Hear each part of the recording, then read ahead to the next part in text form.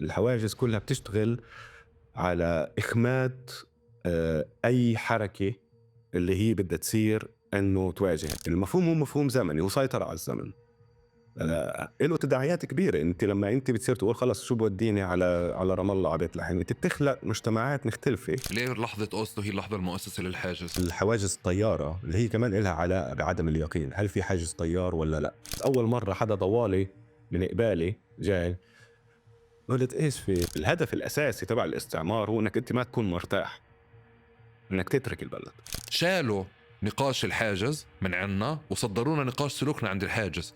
الإسرائيلية بيطلعوا من فوق من جسور وهاي ويز، والفلسطيني لازم يمرق من تحت من نفق. أنا لما عرفت بوكرتوف صباح الخير عرفتها بوكرتوف أدوني اللي هي صباح الخير سيدي. تشوف كتير أبراج المراقبة اللي موجودة بمناطق مختلفة وهيك إحنا ما نقدر نعرف في جنود فيش جنود. إذا بدي أعرفه شو هو الحاجز الوهمي هو اللي هو كيف بخلوا فعليا الحيوانات تمشي بمسار واحد، إحنا هيك بمشونا. بس مهم إنه ما يتم تدويت الحاجز على إنه إشي أزلي أو إشي رح يضل يعني. الحاجز رح يروح هو الآخر يعني. مرحبا، أنا وسيم غنطوس، باحث بالجغرافيا السياسية بجامعة تامبري بفنلندا. بدي أشكرك أحمد على حلقة تقارب اليوم. حكينا عن عدة مواضيع، عن عدة توجهات تتعلق بالحواجز ومفهوم الحاجز. بشكل خاص كان الحكي عن الضفة الغربية، بس توسعنا لمناطق يعني بفلسطين التاريخية. يعني كان نقاش عميق شيق.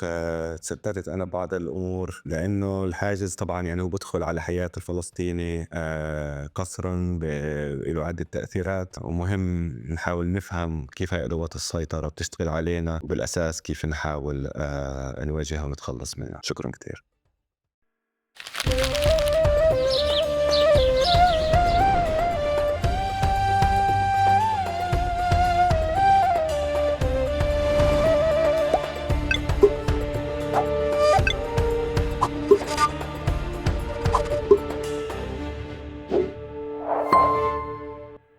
مرحبا وأهلا وسهلا فيكم في حلقة جديدة من بودكاست تقارب. معكم أنا أحمد البيقاوي وضيفي لليوم العزيز وسيم غنطوس. صارت الحواجز في الضفة الغربية جزء من المشهد الكبير، جزء من تفاصيل اليوميات الضفة الغربية من سنين طويلة. صارت الناس ترتب حياتها ويومياتها وحركتها بناء على الحاجز، ومع ازدياد أعداد الحواجز فعليا صارت الناس تشكي أكثر وأكثر. من بداية الإبادة الاحتلال قسم الضفة الغربية مش بس لشمال وجنوب ووسط، بالعكس قسم بلدات ومحافظات الشمال لحال والوسط والجنوب كذلك، وقسم أيضا بلدات المحافظة الواحدة.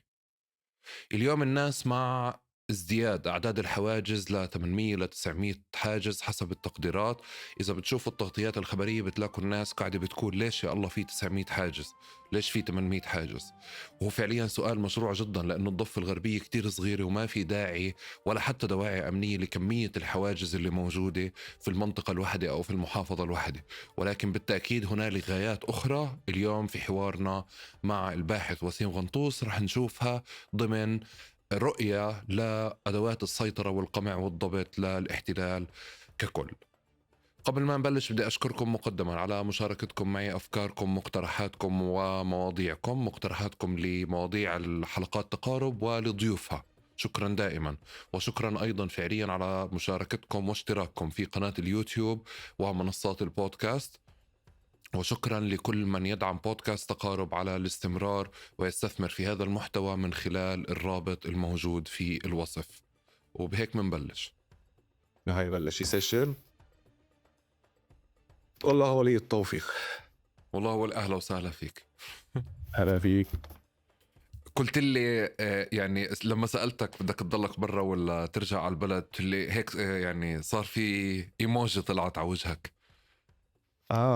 هي مش سهلة صراحة، يعني البلد دائما بتضل البلد. وما فيش يعني بلد غيرها. السؤال هو شو علاقتك مع البلد، وقديش بعد ما تسكن برا في أمور حياتك بتختلف، علاقاتك كمان تأخذ مناحي مختلفة، إن كان الشغل، إن كان العلاقات عاطفية، أصحاب، كذا كذا. إحنا اليوم من اللي بيعيشوا بأكتر من محل، بدنا نلاقي توازنات، بس إن شاء الله نرجع على البلد، يعني في أمل إنه نرجع على البلد ونستقر بالبلد. بس بعيدا عن الأمل، بس أنت بتستحضر هذا السؤال بضل حاضر عندك؟ آه، آه. وفي فترات بتأجّج، يعني بتقول خلص بركي نزلنا وخلص علي وعلى أعدائي، بس مرات هلأ كمان لمّا باستشير أصحابي هناك مثلًا اللي خاصةً اللي بيشتغلوا بالجامعة وهيك، يعني بصراحة ما حداش بيشجّع بزيادة، فساعتها هيك بتقول طيب ممكن مش الوقت المناسب، بس كمان مش خطوة سهلة يعني.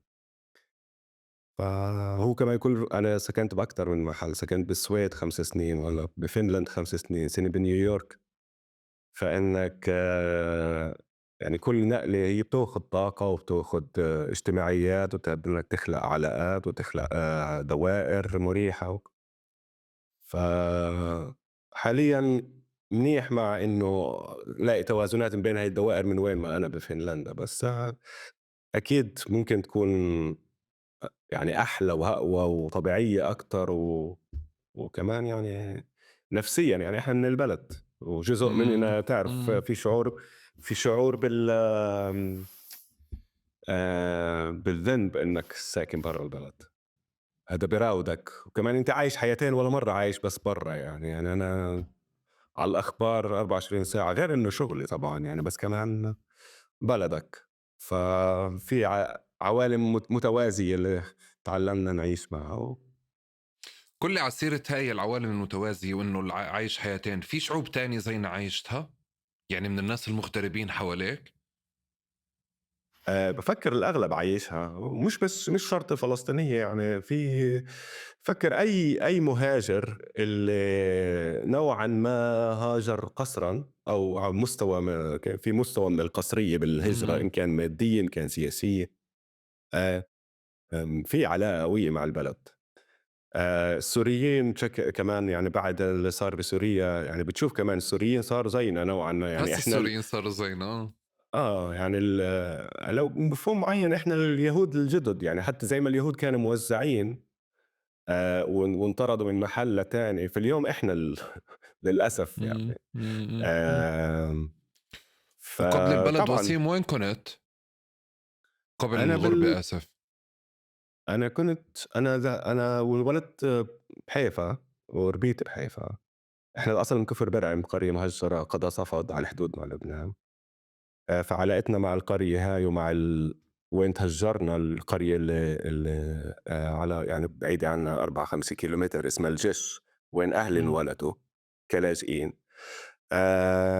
وأنا درست الBA والماستر بحيفا، وبعديها بعديها سكنت ببيت لحم سنتين، اشتغلت بالقدس، وبعديها طلعت سنة على بلجيكا تطوع شغل، ورجعت بعديها كمان مرة على البلد كمان على بيت لحم، سكنت 3 سنين، اشتغلت هناك مؤسسة بديل اللي بتعمل موضوع اللاجئين الفلسطينيين. وبعديها بلشت الدكتوراه بالسويد ب2015. آآ عن شو كانت رسالة الدكتوراه؟ رسالة الدكتوراه هي بلشت على موضوع اللي هو يعني كمان من عيشتي ببيت لحم، بس كمان من اهتمامي السياسي بشكل عام، من شغلي.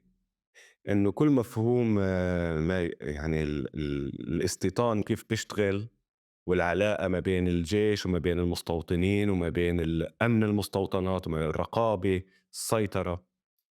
هلأ بالأول كنت أكتر أشتغل على موضوع الحواجز بموازاة مع موضوع كيف الاستعمار بيوسّع ما يسمى التخمة الاستعماري. مصطلح أكتر هو يعني للأسف بالعربي مش هالقد فايت على الوعي، بس هو بالإنجليزي بيقولوا له frontier. هلأ طبعًا هذا مصطلح اللي بعدين يعني إله أكتر من مفهوم، بس من مفهوم الاستعمار الاستيطاني هو عمليًا توسيع التوسُّع نحو واستبدال، فطرد السكان الأصليين واستبدالهم ب مجموعة استعمارية نقية ما يسمى. فهذا اللي بنشوفه طبعًا بفلسطين التاريخية، مش بس بالضفة، يعني هذا إمم. التوسُّع الدائم. فرسالة الدكتوراه بالآخر ركّزت على كيف بيشتغلوا مع بعض كل المنظومة الاستعمارية المتشعّبة، إن كان مستوطنين، عدة مجموعات مستوطنين، منهم مثلًا شبان التلال ما يسمى، بس كمان في جمعيات استيطانية ريغافيم وهاشومير وغيرهم.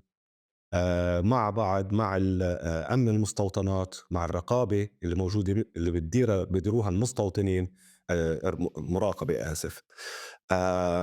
ومع الجيش وأدوات المراقبة تبعة الجيش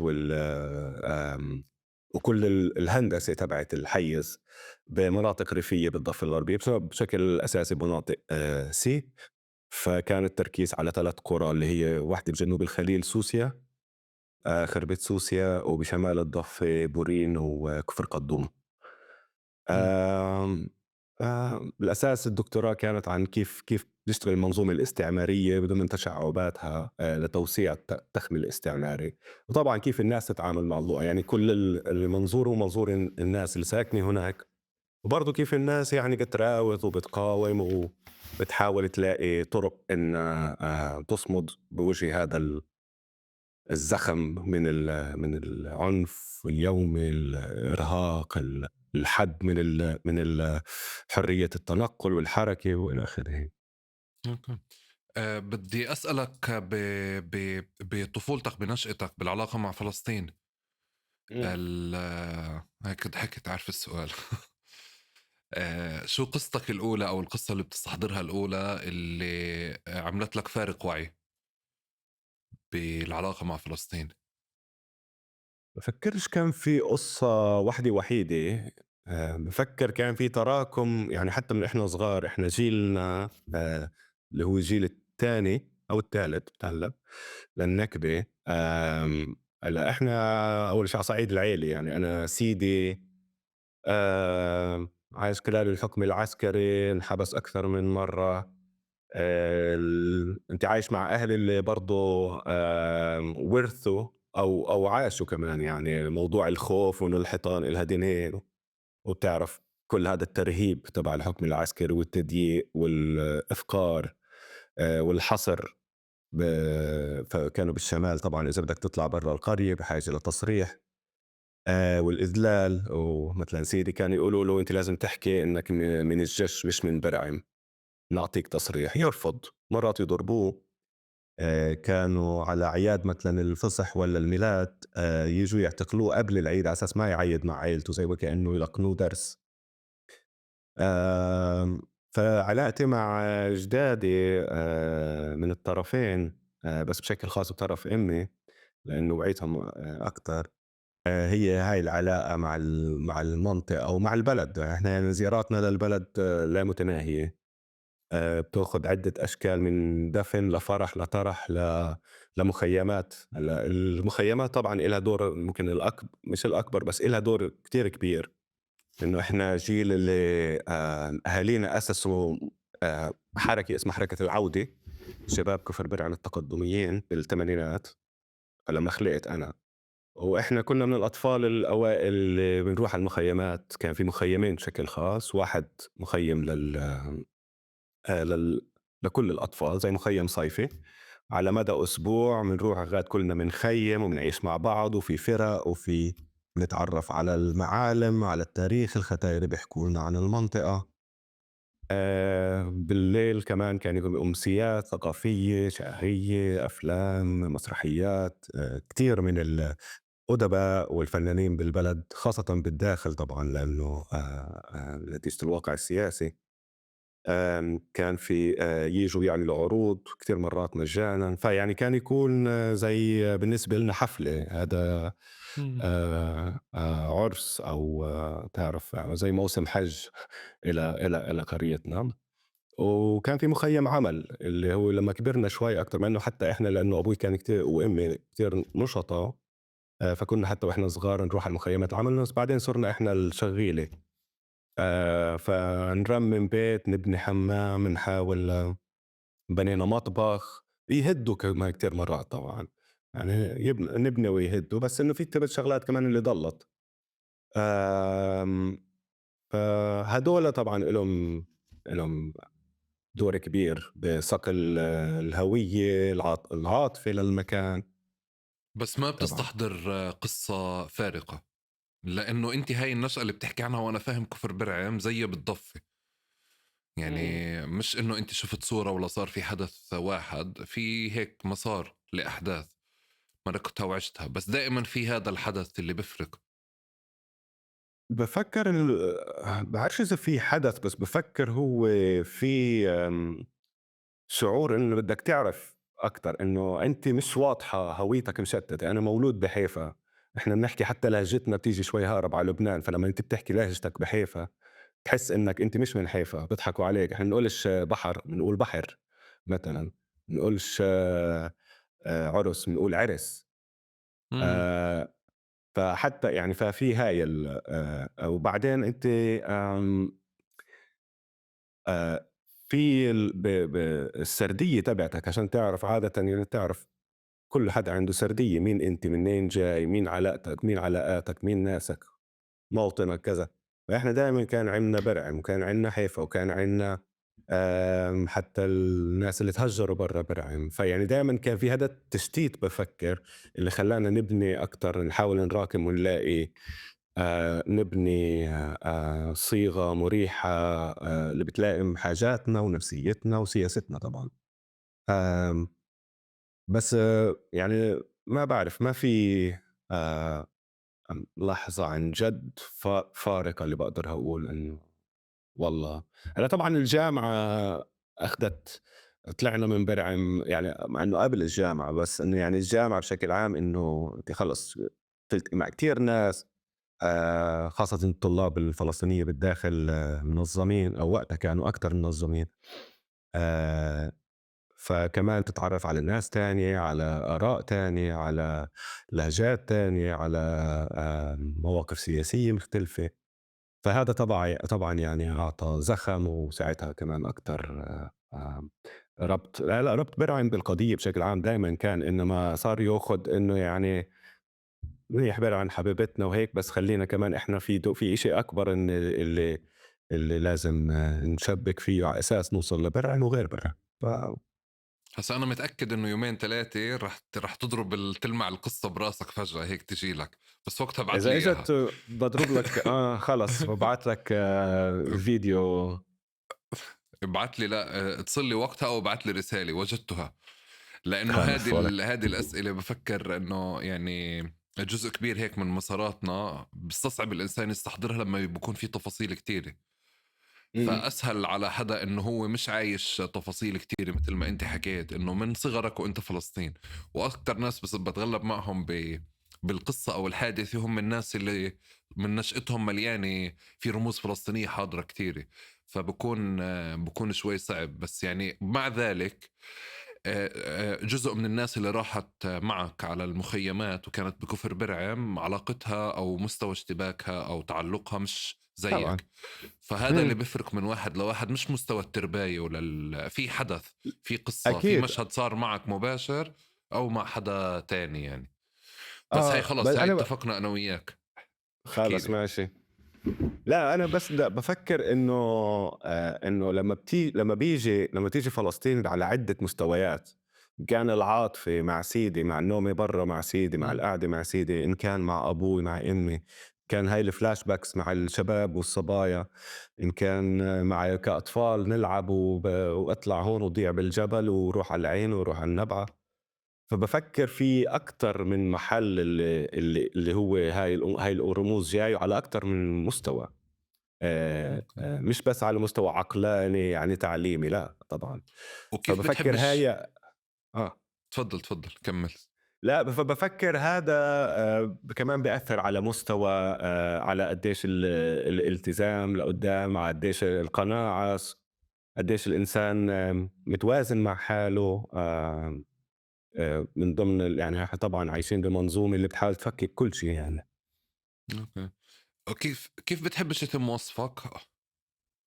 خاصة يعني على البانلز مشاركاتك في برنامج مثل هيك، إذا أنا وصفتك في مقدمة ما سمعتهاش أنت هسه، شو كيف الأوصاف؟ باحبّش؟ كيف بتحبش يتم وصفك؟ أنا باحبّش ممكن ناشط. بتحبش ناشط؟ ما باحبّش ناشط. عشان صرت باحث وأكاديمي؟ لا، لا، لا، هلأ بتعلّق طبعًا، يعني إحنا مرّات مجبورين يعني تكتب مقال أكاديمي بدك تحُط أكاديمي، يعني ما إمم. بدك تحُط دكتور مرّات، وكمان هاي ما باحبها يعني، بس إنه مرّات يعني مجبور إنّك أساس إنه بعتت مقال لjournal يعني المفروض يعرفوا شو. إمم، إمم، إمم، إمم. آمم لأ، بس طبعًا أنا ما باحب الألقاب بشكل عام يعني، وأي لقب اللي بيحاول إنه يعني يخلق تميُّز اللي هو ما فيش داعي إله. آآ بس ناقصت عندي هيك منّها حساسية، يعني بالزمانات لمّا كنّا نروح نحكي وهيك يكتبوا Palestinian activist خاصةً بالإنجليزي هلأ ناقصت يمكن مستفزة أكتر لإنه بتعرف تيجي يعني إنه بدك تتماهى مع الactivist فلقينا ناشط. أها. آمم بس بافكّر إنه إحنا كُلنا بشي محل ناشطين يعني بهذا المفهوم، كُلّه من موقع ومن موقعها. هلأ طبعًا إنه في الناس اللي بتتخصص بمواضيع معيّنة، يعني ما في عندي مشكلة إذا حدا بيقولوا مثلًا باحث أكاديمي لإنه يعني طبعًا أنا هذا اللي باشتغله يعني، فهو جزء من هويتك. والله أنا آمم هذا موضوع الناشط بدي أعمل له حلقة لحاله، أشوف فعليًا أو كيف صار فكرة النشاط أو الفعل بحد ذاته إشي سلبي، الناس بتهرب من الوصف تاعه، بالرغم إنه يعني الناشطين هم اللي بحبوش، يعني أنت ناشط بس بتحبش وصفك كناشط، فشو آه، أسميك طيب؟ يعني زمان كان في المناضل ما قبل الانتفاضة الأولى والثانية، كانت السيفيات أو السيرة الذاتية يعني لبعض الناس يحكوا إنه السيرة النضالية أو أنا نضلت بكذا أو فلان أو علان. وإحنا وعينا على أجيال أكبر كانوا أسمائهم مناضلين، يعني هيك بيحكوا لهم، فإحنا إجينا مش مناضلين ناشطين من محل. بس إمتى هذا صار السويتش؟ يعني هذا بده بحث لحاله، بجوز نعمله بحلقة لحاله. يعني أكيد. لأنه كيف دخلت NGOs مع أحزاب مع تنظيمات مع أشياء كتيرة وتم اختزال الفعل السياسي بشكل ما، اللي صحيح، مش عارف إذا صحيح. هيك يعني، بس هذا بده تحليل. قل لي وسيم، ليش إمم. ليش وإحنا بندور قاعدين على الحواجز بدنا نعد للحلقة ومن قبلها، وأنا يعني عادة في مواضيع ما بتغلب فيها، بقعد هيك حط إجر على إجر وبصير أقول مين الأنسب للحلقة للموضوع اللي بدي إياه. موضوع الحواجز لازم تطلع نسخة إنجليزية من تقارب عشان يقابل كميات من الأجانب اللي شغالين على الموضوع، بس فلسطينية كتير أقل. إمم. ليش؟ آه، ليش؟ سؤال كبير هذا. هلأ طبعًا في كتير فلسطينية كتبوا على الحواجز، للأسف كمان كتير فلسطينية بيكتبوا بالإنجليزي لإنه هلأ بتعلّق أنت لمين تكتب آمم هلأ طبعًا أنا مثلًا يعني دايمًا باحس بتقصير إنه أنا حتى تفكيري كتير بالإنجليزي صار، لإنه كل المصطلحات العلمية حتى لمّا أنت بعيد عن أكاديمية عربية بصير أصعب، مع إنه أنا يعني باحاول دايمًا وأنا باتابع وباقرا وبالعربي وحتى باكتب، يعني كتبت قبل يمكن سنة مقالة بجدلية بالعربي، كنت فخور بحالي إنه يعني ومصطلحات مش سهلة يعني إنك تحوّلها. إمم. آمم في أول إشي موضوع اللغة هو موضوع عام، وهو موضوع يعني لمين تكتب للأسف. آآ أنا دايمًا كنت أحكي وفي أكتر من مبادرة بلّشت للأسف حتى يعني مؤخرًا كمان صديقة ذكّرتني إنه إحنا الأكاديميين الفلسطينيين لازم نعمل منبر، ممكن أنت عن طريق مثلًا يكون عندك أفكار كونه هذا شغلك، على مناقشة المقالات اللي بتطلع بالعربي، وطبعًا مش باستخدام المصطلحات اللي كتير اللي بعيدة عن الناس يعني، إنه نقدر كمان طريقة اللي هي تكون أكتر فيها توصل للعامة. لأنه اللغة الأكاديمية حتى من بين مسار أكاديمي ومسار آخر يعني في لغات مختلفة. فهذا موضوع كتير مهم إنه ينعمل، لإنه غير هيك بصفي في شرخ كبير. موضوع الفلسطيني مقابل الأجنبي، هلأ هذا موضوع كبير طبعًا. اللي باقدر أقوله اليوم إنه الفلسطينية إحنا بشكل عام آآ عم عم نوصل على محلات اللي إحنا نحكي باسمنا، مش الأجانب يحكوا عنّنا، إنه إحنا نحكي عن حالنا. آمم وهذا طبعًا إله كتير يعني إذا بنطلّع مثلًا على كل مفهوم التعليم، يعني حتى باخُد على موضوع الداخل اللي بلّشوا يتعلّموا أول جيل بآخر الستينات بعد الحكم العسكري. ففي مثلًا هاي الأمور اللي بتمنع التعليم. فبالتالي بتمنع إصدارات أكاديمية، مع إنه في كمان اللي كتبوا قبل طبعًا. حتى مثلًا كان شو اسمه الصايغ كتب عن الاستعمار الاستيطاني بفلسطين، وما حدا عن جد أعطاه أهمية هالقد. كتبه بالعربي. لأ فاكر كتبه بالعربي. اللي صار هو كتبه بالسبعينات. اللي صار هو إنه طلعت هاي الparadigm الجديد تبع الاستعمار الاستيطاني، ونقارن ما بين فلسطين ونيوزيلاند وأمريكا وكندا وكذا.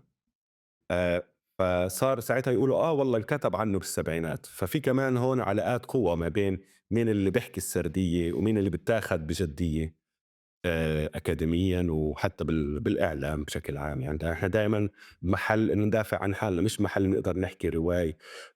دايمًا في تشكيك برواية الفلسطيني.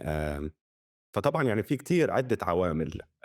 على موضوع الحواجز بشكل خاص هو مزبوط إنه إحنا أقل كاتبين. حتى أنا بلشت أبحث عن الموضوع بس ما كمّلت لإنه يعني كان كتير كفّي التركيز على مناطق الريفية بمناطق سي، يعني أخد كل هي بدها رسالة دكتوراه لحالها. بس ناحية تانية في اللي كتبوا مثلًا في دكتور ريما حمامي كتبت على كيف ما اسمه how not to suffer the checkpoint. هي يعني عن كيف مقاومة الحاجز. وبفكر إنه الخلاصة إنه هو كيف كل حدا بيقول أيوه. ريما نموذج للناس اللي كاتبة بس إشي تحت تفصيلي تحت، بس إنه مثلا أنا عشان أجي تشوف المشهد ككل، مشهد الحواجز ككل، مش التعاطي مع الحاجز. في كتير ناس كتبت على فكرة التعاطي مع الحاجز وأثر الحاجز، بس فكرة الحاجز كجزء فعليا من أدوات سيطرة أو أدوات قمع وضبط، واضح لي إنه اللي ماخدينه مسار يعني أسماء أجنبية أكتر، يعني أجنبية أسماء إسرائيلية غربية أكتر. وإسرائيلية أكتر من أجنبية. يعني ما هذا سؤال، إذا إذا إذا إذا هذا إذا بدنا سؤال نعتبر تاني. إذا نعتبر إسرائيلي مش آمم هلأ طبعًا يعني حتى إذا بتاخد على الاستعمار بالضفة وهيك كمان إسرائيليين كتير اللي كتبوا عن الاستعمار. هلأ طبعًا من وجهة نظر إسرائيلية حتى إن كانت نقدية، حتى إن كانت يعني مناهضة للصهيونية، أو إن كانت ليبرالية اللي بتحاول والله إحنا عم نعمل إشي غلط بس هات نفهم كيف بيشتغل وهيك. آمم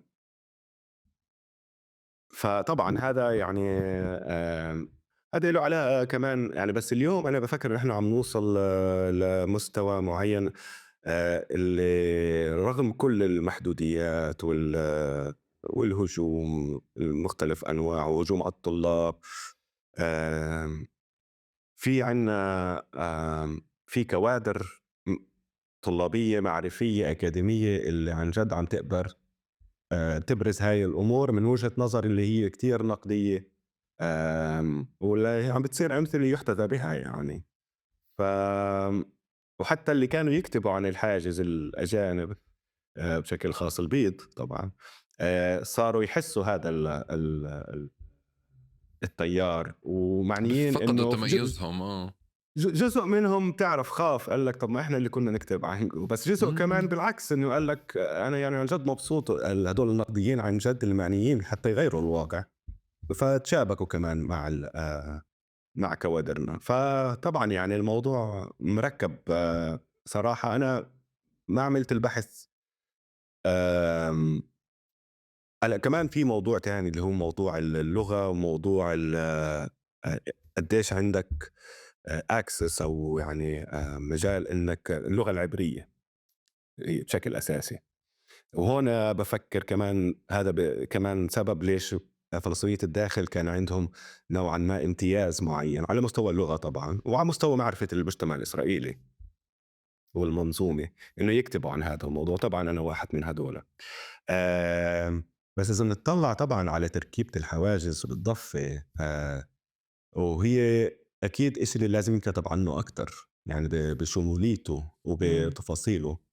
لأنه الحواجز هي يعني هي تكنولوجيا سيطرة. تكنولوجيا مفهومة مش في التكنولوجي كتلفون أو هيك، إنما أكتر مفهوم عام للسيطرة. اللي بياخد أبعاد مختلفة وله أدوار مختلفة وبيعملوا له تغييرات معيّنة على أساس يوافق الأجندات السياسية تبعة الاستعمارات. طبعًا الأجندة الرئيسية هي بالآخر شو بيصير ما بين هاي النقاط تبعة السيطرة والتعذيب والإرهاق والتخويف النتيجة هي النتيجة الأساس أو حسب شو الاستعمار بده، هو توسيع الحيز، هو طرد الفلسطينيين، هجرتهم على أساس إنه يتوسع على حسابهم ويكون مجتمع إسرائيلي ما يسمى من أرض إسرائيل الكبرى اللي ما تخلصش على فكرة بغور الأردن يعني ولا بنهر الأردن. أوكي. وسيم، أنا إذا باقول لك إنه الحاجز الأول بحياتي يمكن بعد أوسلو، لمّا إحنا كنا Yeah. متعودين ندخل على 48 بالسيارة نفسها بدنا ندخل، فكان ممنوع. إمم. ف يعني كان في مشهد شوي غريب هيك، إنه فجأة في حاجز ممنوع، وفجأة كأنه وقت أوسلو كانت كتير إعلام فلسطينية بكل محل، فإنه ضبوا العلم فنزلنا العلم من بالسيارة وهيك. من مكان تاني لما كنا بمناطق سين بدنا نطلع من طول كرم لقفين أو لقرى لقرى طول كرم، بتذكر مشهد إنه خالي مرة كان لابس كوفية فشاف حاجز، فلحالهم خالاتي اشلح الكوفية، فشلح الكوفية وحطها تحت السيارة. إذا بدي أبلش من طبعا بحكي هذا المشهد اللي هو ما بعد أوسلو، واضح لي إنه بالذاكرة اللي ممكن نتناولها ونعرفها، الذاكرة القريبة من مرحلة أوسلو هي كمان النقاط الأمنية اللي كانت بتحاول تبحث عن ناس محددة أو شخصيات محددة أو في توتر بمنطقة. بس إذا بدي أرجع لأكثر وأكثر وترجعنا يمكن إذا بنفع نقول الحاجز الأول أو فكرة الحاجز الأول، من وين لازم نبلش عشان نفهم اليوم ليش في 900 حاجز؟ فكرة الحاجز الأول بدك ترجع على الاستعمار البريطاني يعني مفهوم الحواجز هلأ كل منظومة إسرائيل ما يسمى الأمنية مع قوانينها وقوانين الطوارئ إن كان اللي بتشوفه اليوم يعني هي نفس المنظومة بعدها مستمرة لليوم. لا طبعًا انعمل فيها تغييرات بس البنية الأساسية أو الsketch الأولي هو إنجليزي استعماري بامتياز. وطبعًا فترة ال36 الاستعمار البريطاني يعني اشتد مفهوم الحواجز عند الاستعمار البريطاني بشكل خاص إنه يمسكوا الثوار. واشتد كمان على مناطق حساسة، على شوارع معيّنة، على مناطق استراتيجية معيّنة كذا. آمم فحتى السياسات اللي بنشوفها اليوم مثلًا من الاعتقال الإداري لكل مفهوم هدم البيوت كعقاب، هاي كلها قوانين استعمارية بريطانية اللي استلموها الصهاينة جاهزة. وطبعًا جزء من الصهاينة كان يشتغل مع الإنجليز، وفي كتائب كمان اتدربت مع الإنجليز زي وينجيت جنرال وينجيت وغيره. كان اسمهم كتائب الظلام إذا مش غلطان، اللي كانوا يروحوا بالليل يخوفوا ترويع القرى الفلسطينية اللي بيطلع منها المقاومة. فحتى إذا بتطلعي اللي عم يصير اليوم الترويع مثلا حتى تبع المستوطنين يعني هي نفس الأدوات. حتى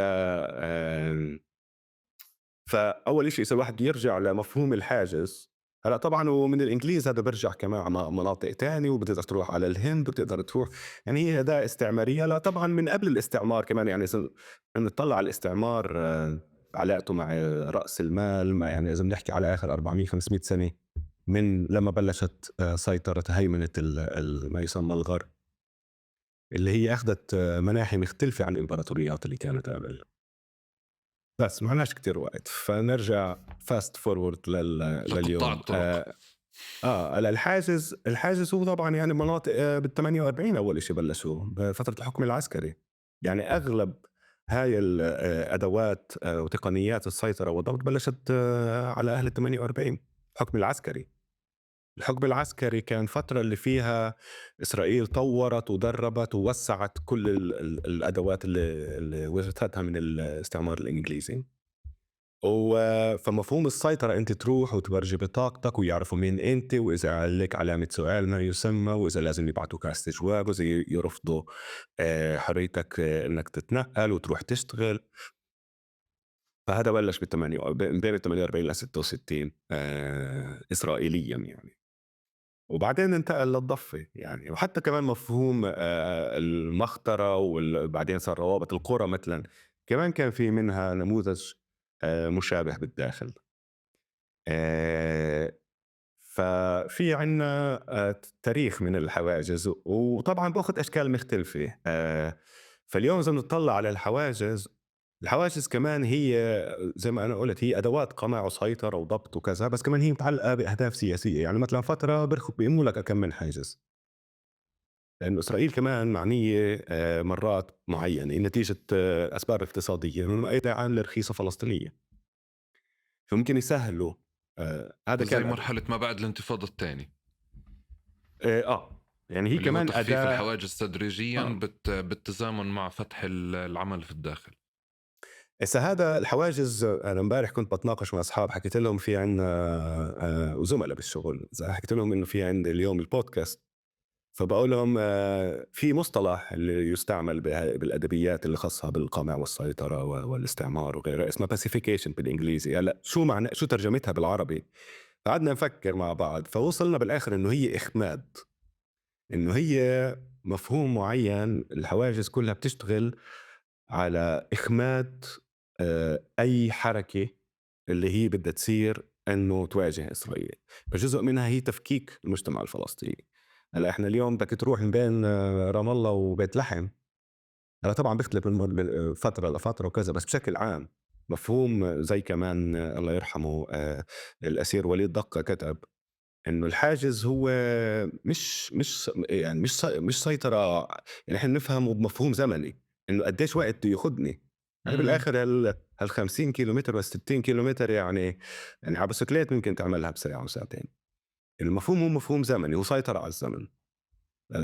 له تداعيات كبيرة. أنت لما أنت بتصير تقول خلص شو بوديني على رام الله على بيت لحم، أنت بتخلق مجتمعات مختلفة، وطبعا ساعتها السيطرة بتصير أسهل على هاي المجموعات. وكمان إمكانية تجميع الطاقات والتعارف وصقل الهوية الجمعية والسياسات الجمعية لمناهضة الاستعمار تصير أصعب. ففي إلى طبعا هذا البعد. بس ترجع لك على موضوع أوسلو، لأنه أوسلو هو مؤسس بهذا الموضوع. بس هيك كلمتين. ممكن بس ترفع الكاميرا شوي الشاشة، آه نتفي بس عشان انت زي ما قلت لك قاعد بتقرب على الكاميرا فبتطلع برا آه آه الكادر. ولا يهمك. ارجع لي لأوسلو آه تفضل. هلا أوسلو للأسف هي طبعا مش هي مش ليش مؤسسة؟ إذا أنت بتقول لي إنه من ما قبل ال 48 والاستعمار البريطاني، ليه لحظة أوسلو هي اللحظة المؤسسة للحاجز؟ لأنه قبل الثمانية قبل التسعينات، قبل أوسلو إسرائيل كانت طريقة معينة بتحاول إنه بنفس الوقت طبعا تستعمر وتتوسع، بس بنفس الوقت كانت معنية بأيدي عاملة فلسطينية، كانت معنية بكوادر كان عندها نقص رهيب بشكل عام بالقوى البشرية. آه، فحرية الحركة تبعت الفلسطيني يعني وقتها كانت مفتوحة، حتى غزة حتى الضفة كانت مفتوحة تقريبا على بعض على الداخل. آه، الثورة اللي صارت بالانتفاضة الأولى واللي أصداءها وصلت عالميا حسرت المشروع الصهيوني. فمشروع الصهيوني أوسلو بالنسبة له هو إعادة تشكيل نفسه، إعادة تشكيل المنظومة الاستعمارية، مش تراجعها طبعا، هي إعادة تشكيل الاستعمار عن طريق ما يسمى منطق الفصل.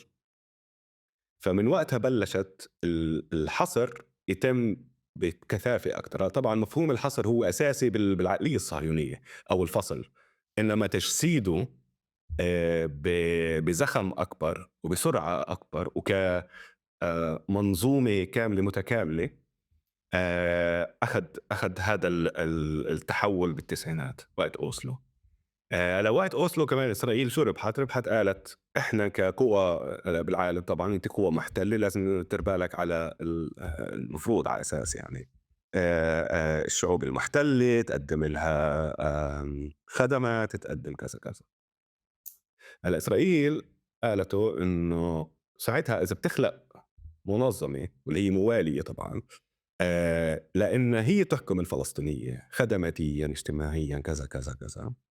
وبنفس الوقت هي موجودة بس بدوائر مغلقة اللي هي وين فيها أغلبية فلسطينية. طبعا الموضوع الديموغرافي أساسي، يعني مش لله منطقة سي اللي فيها بالكاد يعني 200 ألف فلسطيني هي اللي ضلت تحت سيطرة إسرائيل. وإسرائيل ولا مرة فكرت تتراجع، يعني طبعا هذا جزء من من ناحية تمتص الثورة الفلسطينية واستبدال المشروع الاستعماري بطريقة اللي فيه الحواجز صفت ويعني سيطرة عن بعد. يعني أنت لما عندك صفى مناطق محصورة أنت بكفي تمسك شارع اللي بيطلع وفوت على مدينة خلصنا. فهذا حواجز مثلا زعترة وغيرها قالنديا هاي كلها حواجز اللي هي بلشت ما يسمى يعني عنق النينة، عنق أوكي. الزجاجة. معلش بس هون بدي تفضل. أقاطعك. أنت اللي بتقصده بس إنه ما قبلها كانت في أكثر من شكل للحاجز، كان في تجسيد له، كان حاضر وموجود. هسا وانت قاعد بتتذكر وانت قاعد بتحكي بقول لما اجوا بدهم يفرضوا الممغنطة وصار في اضرابات عليها واضراب بيت سحور الكبير، ما هو الممغنطة في حدا كان بده يشوفها، فبالتالي المشاهد اللي احنا قاعدين بنشوفها اليوم اللي هي ما بين قوسين معبر الطيبة ولا معبر قلنديا ولا اي المعابر هاي، هي اوريدي كانت موجودة في حينها. بس او كان في كمان اشكال اخرى من الحواجز، فبالتالي كشكل الحاجز دائما كان موجود. بس اللي انت قاعد بتقوله لحظة أوسلو هي شرعنت وتعزيز وتجسيد الحواجز هذه، بالإضافة لأنه إسرائيل زي كأنه حصرت منطقة محتاجة تقطعها بهذا الشكل. آه طبعا هي لما بلشت موضوع التقطيع اللي وطبعا التقطيع دائما موجود، يعني اسرائيل تسبل على التقطيع والفصل كذا، بس لما تاخده كمشروع يعني هو تكثيفه اكثر من انه مم. تكثيفه وانه عملته رسمي اكثر. يعني المخططين والاستراتيجيين وهي بلشوا ياخذوه بجديه اكثر كمنطق كمنطق يعني شو بيقولوا مؤسس تعال نقول اللي بيشتغل حسبه بتشتغل حسبه المنظومة الاستعمارية. وطبعًا له أشكال مختلفة و وأبعاد مختلفة على مجموعات مختلفة. يعني تسكّر مدينة زي نابلس مثلًا إلها أبعاد معيّنة، بس في كمان حواجز اللي هي مثلًا قرية إنّك عشان تطلع من قريتك، يعني إذا في مناطق بقضا القدس زي شو اسمه النبي نبي صموئيل؟ مم. بافكّر نبي صموئيل، اللي كل البلد مسيّجة وعندك حاجتين، أنت بدك تطلع من البلد كل يوم أي محل أنت بحاجة تمرق حاجز. فعلاقتك مع الحاجز هالقد يومية وكمان كقرية صغيرة، فهذا بيخلق يعني ضغط مش طبيعي على الناس على كل يوم. يعني أنا بفكر لازم إحنا نبلش نشوف كمان تأثيره النفسي على الجسد الفلسطيني من التوتر والعرق والاضطراب ودقات القلب، وخاصة طبعا يعني في كمان في تكنيكات اللي بيستخدموها مثلا تكون ثلاث شباب رايحين باخذوا واحد، انه يعني انه على اساس انه مم. يخلوا اصحابه مثلا يفكروا طب ليش اخذوا هذا مثلا او فاهم شو. ففي له ابعاد جدا مختلفه ومؤثر على حياه فلسطيني باليوم يوم يعني طبعا. انت مش عارف، هاي انت قاعد بتطلع لي هيك ت- يعني ترومات متجوزة هلا وانت قاعد بتحكي كيف بواخدوا الواحد او بصير كنا نمرق وبعدين نسأل هذا السؤال ليه أخذوا فلان. او احنا داخلين شلة اصحاب طالعين على نابلس، كان اظن بيتيبا وقتها، انه يصير هذا الحوار بيننا وبين بعض، مين راح يوقف، مين راح يتأخر، مين راح يشلح، مين راح يعمل كذا. بس اذا بدنا ناخد الابعاد اكتر وسيم عشان كمان نفكفكها بما فيها الاشي المدروس وغير المدروس كفاية، احنا بينحصر تفكيرنا في البعد الامني. بس كم بعد تقدر تحكي لفكرة الحاجز لازم ناخده بعين الاعتبار؟ بفكر كل ابعاد الحياه يعني صراحه. في بُعد الزمن زي ما حكينا عنه. بُعد الزمن يعني لا يُستهان به، يعني أنتِ بتسيطر على الزمن تبع ملايين من الناس بشكل يومي. في بُعد التاني طبعًا هذا يعني بياخُد عدة أشكال، يعني إن كان حدا بده بحاجة لعلاج، إن كان حدا بده يلتقي مع أصحابه مع قرايبه، مع فرح، ترح كلّه هذا علاقة الزمن والتشويش على الزمن والسيطرة على الزمن. في كتاب حلو كتبته عالمة إنسان بأمريكا بافكّر اسمها جولي بيتيت، اللي هو بالذات عن هذا، على السيطرة على الزمن الفلسطيني أو سرقة الزمن الفلسطيني. هلأ طبعًا مفهوم الزمن كمان هو مفهوم إنه هلأ بمفهوم الاستعمار، يعني تعرف مفهوم رأس المال، يعني إنه الزمن هو مصاري، بهذا العقلية إنه time is money. فالاستعمار يعني بيحاول إنه دايمًا يخلّي في سرعة في بنية تحتية للمستعمر، إنه بسرعة يعني من مستوطنات جوش عسيون لتل أبيب يعني بتاخدلكاش ساعة. فكُلّه هذا الترابط ما بين البؤر الاستعمارية إن كان بالداخل وإن كان بالضفة أو وما بين السرقة والسيطرة على الزمن الفلسطيني وتبطيئه وعركسته و ويصير حتى مفهوم إنه في عدم يقين. وهو عدم اليقين بحد ذاته يعني تكنولوجيا سيطرة كتير قوية، لأنه عدم اليقين أنت دايما متوتر وبتحاول تمتنع كمان كتير مرات عن إنك تعمل شغلات اللي أنت حابب تسويها. الموضوع الأمني طبعا مش بس كمان يعني أمني ناخده كأمني إنه في يعني مقاومة مسلحة وكذا. في موضوع إنه في طلاب مثلا كانوا يدرسوا بالضفة، على أساس أنت تروح كان يعملوا التطبيق تبعهم بالقدس، فأنتِ يمسكوا طالب طالبين، أنتِ بدك تكمّل تعليم الطب وتفوت تتدرّب بالقدس، بدك تشتغل معنا. فابتزاز، هي كمان نقاط ابتزاز، ابتزاز وتجنيد عُملا. وطبعًا هذا بيخفيش على حدا، يعني الاستعمار بيستغلها كمان غير الحواجز، بس الحواجز هي إحدى هاي النقاط، لمّا أنتِ إمم، بحاجة إمم. تعبُر فبتصفي هذا الموضوع. آمم، في موضوع الحواجز الطيارة اللي هي كمان إلها علاقة بعدم اليقين، هل في حاجز طيار والّا لأ؟ وطبعًا في يعني أنا يعني سكنت بالضفة 5 سنين وكنت أضلني ألِف وأروح على من منطقة لتاني وهيك. أنا كتير كنت أحب لمّا الناس أول مرّة حدا ضوالي من قبالي جاي، قُلت إيش في مش كنّي مش ضاوي الضو، هاي بتاخل إنّك مش ضاوي الضو، مع إنه يمكن اليوم بالداخل صار إلها معاني مختلفة. هلأ بعدين وصلت على حاجز كان جيش ومسكّر وكذا وكذا، فصارت كل ما حدا فإنه تشوف كمان كيف الناس بتتعامل مع الموضوع، يعني إنه إمم. بتعطيك إشارة. فطبعًا الناس يعني دايمًا بتطوّر أدوات إنها كيف تتعامل مع الحواجز ومع كل منظومة هاي الاستعمار، يعني بالرغم من كل شي يعني إحنا ناس وبنحب الحياة وبنلاقي طرق نعيش ونفرح وبالرغم من كل المآسي خاصةً الفترة الأخيرة يعني.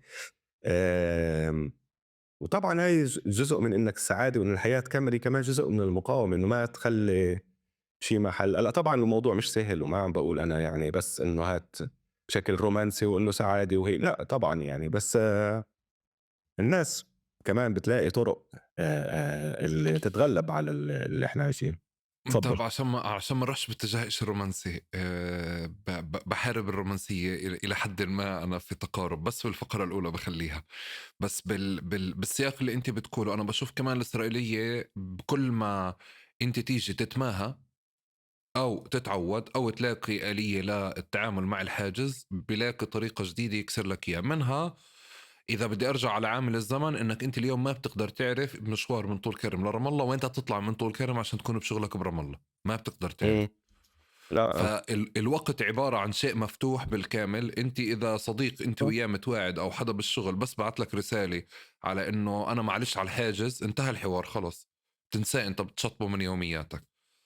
فبعتقد كمان من مكان تاني الإسرائيليين بيشتغلوا على انك انت ما تعتاد هاي الحواجز. سابقا كان الشكل الطيار منها، فجزء منها انك انت ما تعرف وين الحاجز وين موقع الحاجز اللي ممكن فعليا تعتاد عليه وتتأقلم معه. بس اللي عم بصير اليوم قاعد من الممارسات على الحواجز الطيارة والحواجز الجديدة والبوابات وكل شيء موجود، في سلوكيات من التنكيد، من التعطيل، من التحكم، من الضبط، اللي تفقدك أنت التواصل مع حالك بكل الأبعاد اللي حكيت فيها أنت. إمم. أول شيء يعني بس هيك بالنسبة لأ الرومانسية أنا مع الرومانسية، أنا بافكر الرومانسية هي فاعل ثوري يعني. لأ بس في أكتر من الاكتفاء فيها مفهوم. مشكلة وسيم. الاكتفاء فيها وكمان إنك تاخدها بطريقة اللي هي منفصلة عن الواقع بشكل شبه تام كمان يعني، بس طبعًا مفهوم التغيير طبعًا هو الاستعمار دايمًا بيغيّر حاله. هلأ مفهومه هو كمان بيلائم حاله، هلأ طبعًا في مقاومة عقباله وفي ناس بتلاقي طرق التفافية وكذا، فهو دايمًا بيحاول يلائم حاله. بس كمان في عندك مرات الضابط تبع منطقة اتغيّر، قال لك تعرف شو هدول لأ شكلهم مبسوطين أكتر من اللازم هيك هات هاي. فترة معيّنة بييجوا بيقولوا له لأ بس بدنا عمّال من هون، فبركي سهّلنا عليهم شوي هالفترة بس بدك أيدي عاملة بناء وزراعة وكذا وكذا. ففي أكتر من عامل بفوت بهاي التغييرات تبعت الحواجز، وطبعا هي التغيير تبعها هو بيخلق عند الناس هذا التقلب انه انت ما عادش تقدر تخطط وتفهم ولوين رايحه الامور وطبعا على الصعيد الحياه اليوميه زي ما كنت تحكي عنك وعن صاحبك وعن الحاجز و... عقبال هاي في كمان انه اليوم صار في ابلكيشنز يعني وتليجرام والناس بتتابع وين في حاجز وقديش مسكر وفاتح وكذا. فهيك في الناس بتطور ادوات اذا مستوطنين هجموا اذا في جيش اذا فيش جيش. فالناس كمان بتتابع هاي الامور بشكل يومي وتحاول تلاقي الطرق الانسب انه تسلكها. بالنسبه للحواجز كمان منيح نذكر انه في حواجز ما يسمى الحواجز الاخيره قبل اسرائيل اللي هي عمليا الحواجز اللي موجوده على طول الجدار. لا انا لما بلشت البحث تبعي بالاساس كنت معني بهدول الحواجز اللي موجودين على الجدار لانه هدول مرقوا خصخصه. فهناك في شركات خاصة اللي بتدير المعابر. آه، وكل مفهوم خصخصة الاستعمار كيف بيشتغل يعني هذا كان بالأساس أنا الهاجس تبعي يعني إنه الاستعمار عم بتخصخص. وطبعا هذا في له منطق نيوليبرالي اقتصادي إنه يعني الشركة الخاصة إلها هي أسرع هي عندها هي أكثر نجاعة هي أكثر كذا كذا كذا. آم، وطبعا هذا مش النتيجة بحالة يعني إذا بتاخد الحواجز هاي وخاصة من لما مسكوا على أيدي شركات خاصة وفوتوا فيها تكنولوجيات زيادة وحتى يعني كل ما يزيدوا تكنولوجيا إنه على أساس مفروض تسهل بالعكس الوقت تبع الفلسطيني بطول. يعني كنت أروح ألتقي بالعمال أنزل على 2 الصبح كنت أنام برام الله وأنزل على طول كرم والمنطقة واقعد مع العمال واحاول افهم يعني العمال تيجي من الساعه 2 و3 الصبح وتبلش تصف وعندك تنك توصل تمرق على 5 6 تيجي المشغل. فكمان هذا المفهوم انه هدول الناس كيف بيعيشوا. يعني انت عمليا مفهوم الليل والنهار عندك بيقلب مفهوم العيله بيختلف مفهوم نهايه الاسبوع اللي بس فيها بدك تخلص اكم من شغله. بس بنفس الوقت في عندنا تكافل اجتماعي هدول الناس اللي عاملين اللي بيقبضوا او رواتب اعلى من الضفه فكمان بيقدر يعيل العيله الموسعه. ففي تكافل عقبالها في مردود اللي هو اوسع. بس نرجع للحاجز انه هاي الادوات مش شرط انها يعني تسهل بالعكس هو جزء من الاستعمار. هو التنغيص لانه الهدف الاساسي تبع الاستعمار هو انك انت ما تكون مرتاح انك تترك البلد على المدى البعيد. الارهاق هي جزء اساسي من المنظومه الاستعماريه الاسرائيليه والحواجز هي احدى هاي الادوات اللي بتسيطر بتغير مسارات الارهاق او كثافته او كذا. مع انه انا يعني تحليلي يعني مؤخرا انه كيف المنظومه الاستعماريه عم تشتغل مفهوم الارهاق والهذا عم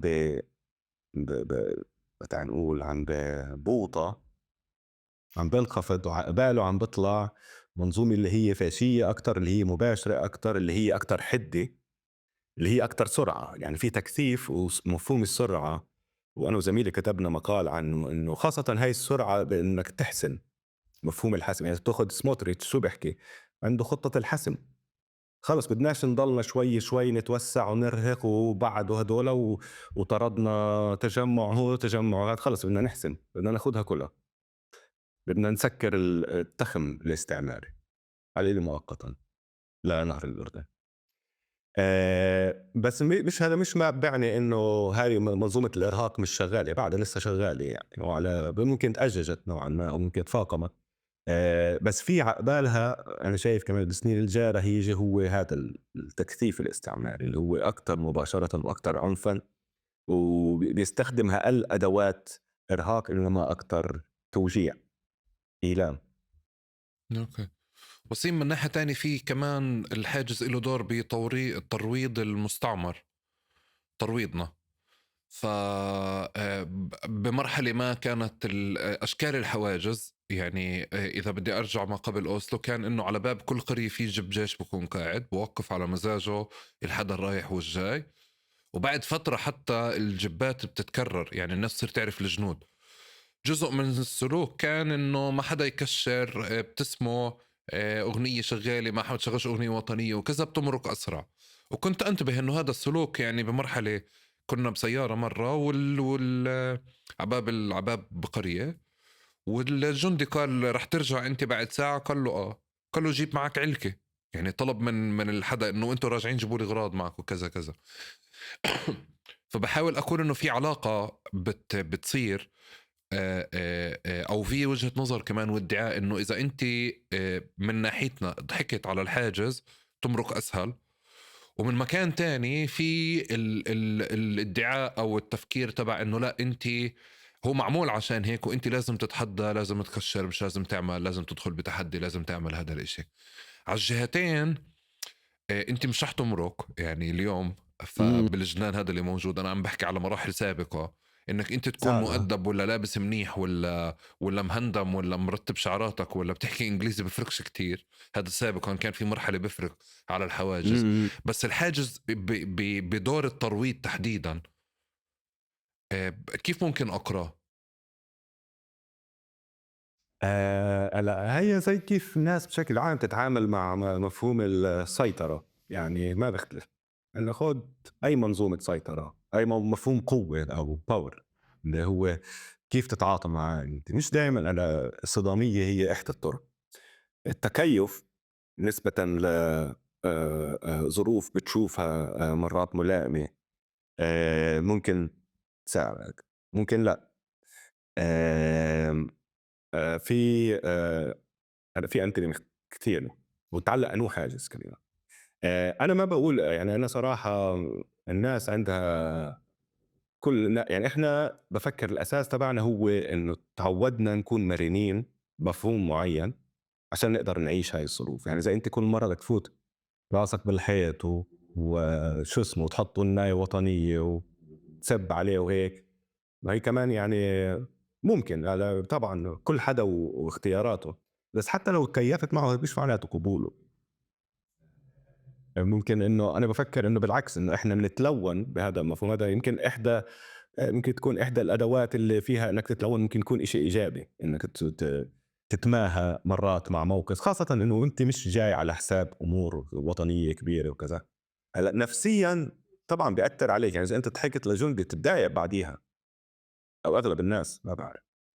آمم، ففي مثلًا كان عندنا مثلًا بشكل عام لمّا في صحابي هرب أصحاب مثلًا، وبالأساس صاحبات اللي هربوا، لأنه صبايا بيختلف. مثلًا حواجز معيّنة إنه أصحابنا بده ييجوا على الداخل والّا كذا.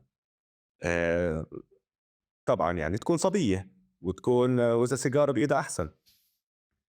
إنه مفهوم كيف هُم بيشوفوا الفلسطيني كإنه بتعرف حدا اللي بيكون محافظ وكذا وكذا، إذا أنت مش معناته في عندك احتمال، هلأ ممكن كمان يمسكوك.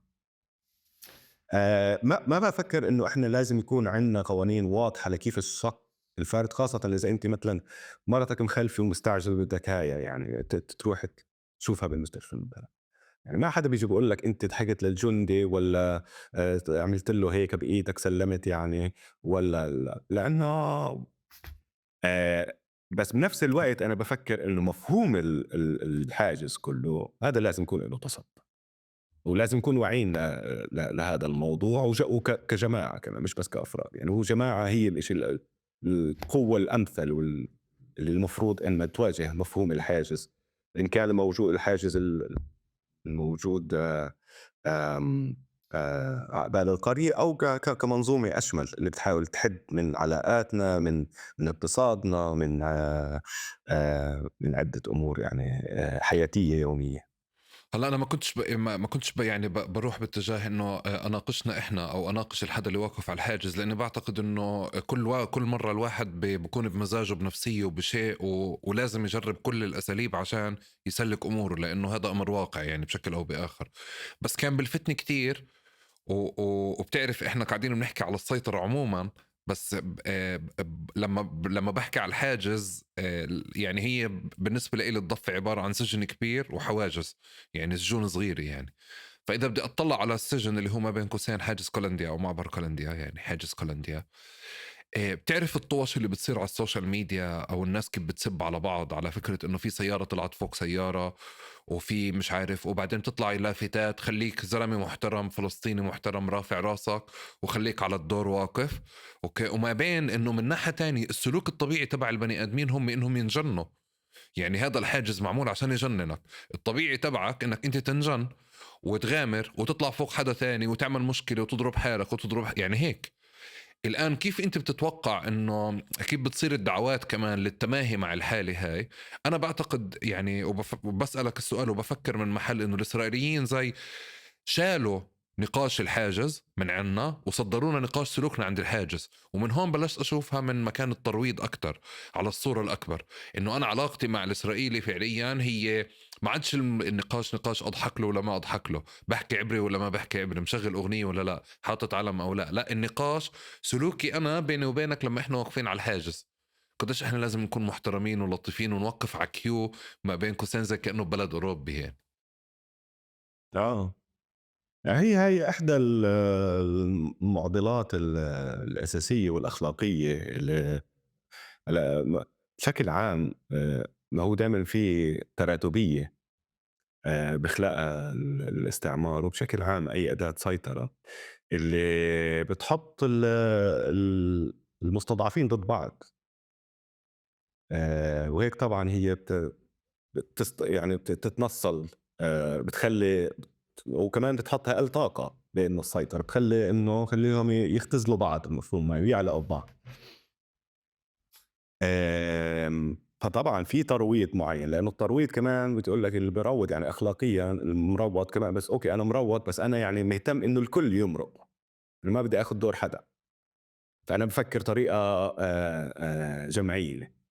إنما هذا اللي بنجان وبعرفش إذا بنجان والّا هو في profile كمان معيّن عادة بيكونوا شباب عادةً وبيكونوا بغض بيكونوا النظر عن ذكور. بروفايلاتهم، بس انت ليه التوقع صار عندنا يعني في نقاش تماهي، بس احنا وصلنا لمحل نقاشات كيف نوقف على الحاجز، انه تطلع البهيم هاد غير المتحضر اللي قاعد بمرك، واللي انا بفكر انه السلوك الطبيعي تبعه بعيدا عن انه مستعجل او مش مستعجل.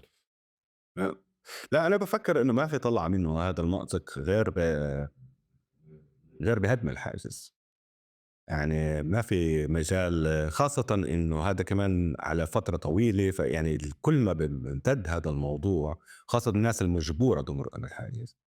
فأنتِ يعني أنتِ عن جد ممكن تنجن، يعني أنا بافكّر كمان إنه مثلًا جزء من مثلًا عمليات الدهس اللي بتصير، هي مش حدا مخطط لها، هي بس أنتِ فجأة جسمك هذا هو الغرض أو يمثّل السيطرة اليومية تبعك. آآ مم. مم. ف فهاد بصير إشي اللي هو طبعًا في شغلات بتصير عند الناس بلا وعي. آآ ممكن لحظة تقول خلص أنا ضلني مستني هون أو حدا مستعجل مثلًا، عن جد مستعجل عندهم غرض معيّن. هلأ طبعًا في طرق تنأمن، بس أنا ما بافكر إنه في طلعة من هذا المأزق. آه، يعني ما في حل وما في أخلاقية واحدة وواحدة وحيدة اللي يعني نمشي حسب على طبعًا بفكر بضل إنه إذا أنت عن جد مش مستعجل، مش قصة حياة وموت ومش قصة هيك، إنه الترويض هو جزء من إنك أنت كمان تتشارك مع غيرك، إنه ما تاخد يعني ما تخلي الاستعمار يخليك تاخد يعني يصير في شحن ضد غيرك. لا أنا بفكر إنه أنا قاعد بحل مشكلة مشكلة إسرائيل على حاجز بالشكل اللي أنت بتحكيه. يعني هم اللي المفروض يطوروا آليات اللي السيارات ما توقفش على الدور صح. بالحجم هذا. آه. فبالنقاش اللي انت قاعد بتقوله انا صرت قاعد انه بقول لهم اوكي ما بين قوسين مش محتاجين موارد بشريه كتير، احنا لحالنا بننظم حالنا على الحاجز. نفس الشيء نقاش العمال. يعني نقاش العمال انت بتشوف لما الفلسطينيه عجزوا انهم يدبروا حالهم على الدور، فبتلاقي في مسارات معموله للمشاة هي اكتر. يعني العفو بس بمكان تاني انت ممكن تشوفها بمزارع مزارع الدواجن، مزارع الأغنام، مزارع البقر الكبيرة، اللي هو كيف بخلوا فعليا الحيوانات تمشي بمسار واحد. إحنا هيك بمشونا. بس بقول لك إنه لما الحاجز شاف إنه في مشكلة، ما زاد الموارد البشرية اللي موجودة عنده اللي ممكن تسهل دخول العمال، عمل لهم مسار بتوقف فيه أنت هيك. وأنا بكون مبسوط جدا لما بلاقي عامل طالع من فوق بالمناسبة بده نط يعني. إمم. وهو ده موضوع هو هذا الموضوع يعني عن جد مركب. بس أنا بدي أقول لك إنه في مرات إنه بالعكس إنه تزداد الشحنات اللي بين الناس، الجندي مش فارقة معه، خليهم يعلقوا ببعض. إنه هذا المجنون اللي إجى أخذ محل تاني وعلقه بطوش ونزل له من السيارة وكذا، الجندي شو فارقة معه؟ يعني اليوم وصلنا لمرحلة إنه في هالقد آمم عدائية تجاه الفلسطينية، وحتى يعني تشييع الفلسطيني أو مقارنته بالحيوان لدرجة إنه مش فارقة معه مشي وما مشيش، مشكلتكم هي أنتم اللي مش مفهوم المستعمر الإسرائيلي.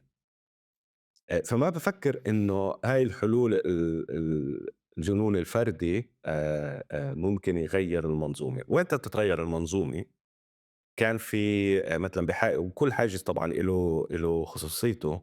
بس بالحواجز لمّا كنت بعدني باسوي البحث عملوا إضراب للعمال نتيجة على شروط الحاجز. امم عملوا إضراب. الاقتصاد الإسرائيلي بشكل أساسي بيرتكز على الأيدي العاملة الفلسطينية خاصةً بقطاع البناء. فساعتها ال ال م الت ال صار في أخد فترة كذا، بالآخر صار إنه عن جد ضبّطوا الأمور. سهّلوا المشي والناس صارت تروح تقول لك يعني مش طبيعي، تروح بتضلّك فايت. شو اللي صار؟ بعد بأسبوعين 3 تدريجيًا رجعوا للعادة. آآ وما باعرف ليش ما انعمل كمان إضراب. بس هذا الحكي أنا باحكي لك بال2000 يعني حكوا لي عنه بال2016 17، فما باعرف يعني، بس كان بهديك الفترة الإضراب. وكان في وقتها كمان عملت شوية مقابلات مع نقابة العمال بطول كرم. آمم فحكوا لي على هاي يعني، فكانت هي يعني نوع من إنجاز، يعني العامل حس إنه بيقدر يأثّر على الحاجة. وأنا بافكّر عشان هيك باقول إنه هاي المبادرات الجماعية هي الأساس، لإنّك أنت حتى إذا بتاخُد البوابات الحديدية البوابات الإلكترونية اللي حطّوها على باب الأقصى بالقدس، شو اللي زاحها؟ انتفاضة شعبية هبّة، الناس رفضت. أنا ما طبعًا ما باقدر ألوم الناس ولا يعني، بس إنه مفهوم إنه نخلّي ببالنا إنه قوتنا هي بجماعتنا، وإنه نلاقي طرق اللي تألم الاستعمار على أساس نحسّس هاي الشروط اليومية. بس بنفس الوقت مفهوم الحاجز يعني لازم نخلّي بالنا لازم ينقلع قلعه. بس طبعًا يعني هاي المبادرات بتأثّر. اوكي. آمم يا وسيم من ناحية تانية كنت بشوف على المستوطنات في الضفة على تشجيع الانتقال لإلها. دائما بنحكى قديش كم دقيقة بعيدة عن المركز الفلاني. إمم. انك انت بتكون 5 دقائق بتكون في المكان الفلاني، 10 دقائق بتكون في المكان الفلاني. هسا وانت قاعد بتحكي على عامل الوقت خطر لي نعمل مقارنة انه احنا من محل كيف بهججونا وكيف من مكان تاني كيف بشجعوا الاستيطان.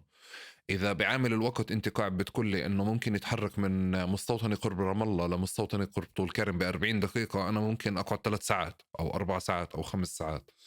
شو في كمان مقارنات ممكن ناخدها من ناحية نبلش فعليا من ناحية كيف الإسرائيليين بشجعوا الاستيطان أكتر وبصوروا فعليا البلد على إنها مكان كتير لطيف. هلا تشجيع الاستيطان هذا في أكثر من مؤسسة حكومية وما يسمى كوازي governmental، يعني مضاهية للحكومية، زي المنظمة الصهيونية العالمية اللي هي لها ستاتوس يضاهي الحكومة الإسرائيلية أو شبيه.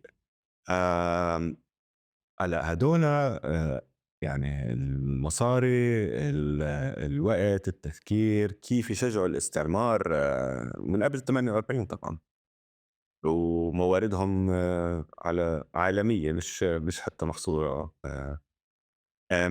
هلأ طبعًا مفهوم الزمن أساسي هناك، يعني بدك تحاول تقنع سؤال كمان لمين بتحكي له شريحة، إذا بتحكي لشريحة أنا اليوم في أزمة، يعني حتى إذا بتتذكر أيامات لمّا صار في التحرير و بمصر وبغيرها، وبعدين بالعالم صار في على موضوع السكن، تل أبيب كمان انضمت على أساس إنه يعني إحنا عندنا أزمة سكن. فلأ طبعًا الاقتصاد الإسرائيلي والتضخُّم والغلا وكذا، حتى اللي بآخر 10 سنين و15 و20 سنة، حتى الطبقة الوسطى الإسرائيلية، حتى اللي كانت يعني اللي عندها ما يسمى الرأسمالي الاجتماعي والاقتصادي إلى درجة معيّنة، بلشوا يحسّوا إنه بطل، يعني تل أبيب عشان تستأجر دار بدك 4-5000 شيكل. فكمان عملوا هاي المرة، مع إنه يعني إجوا جابوا خيمة شوية فلسطينية قالوا على أساس إنه نورجي إنه مثلًا كيف الفلسطينيين فيش عندهم دور وكذا وكذا وكذا، طردوهم. يعني طبعًا هذا كله من منطلق استعماري.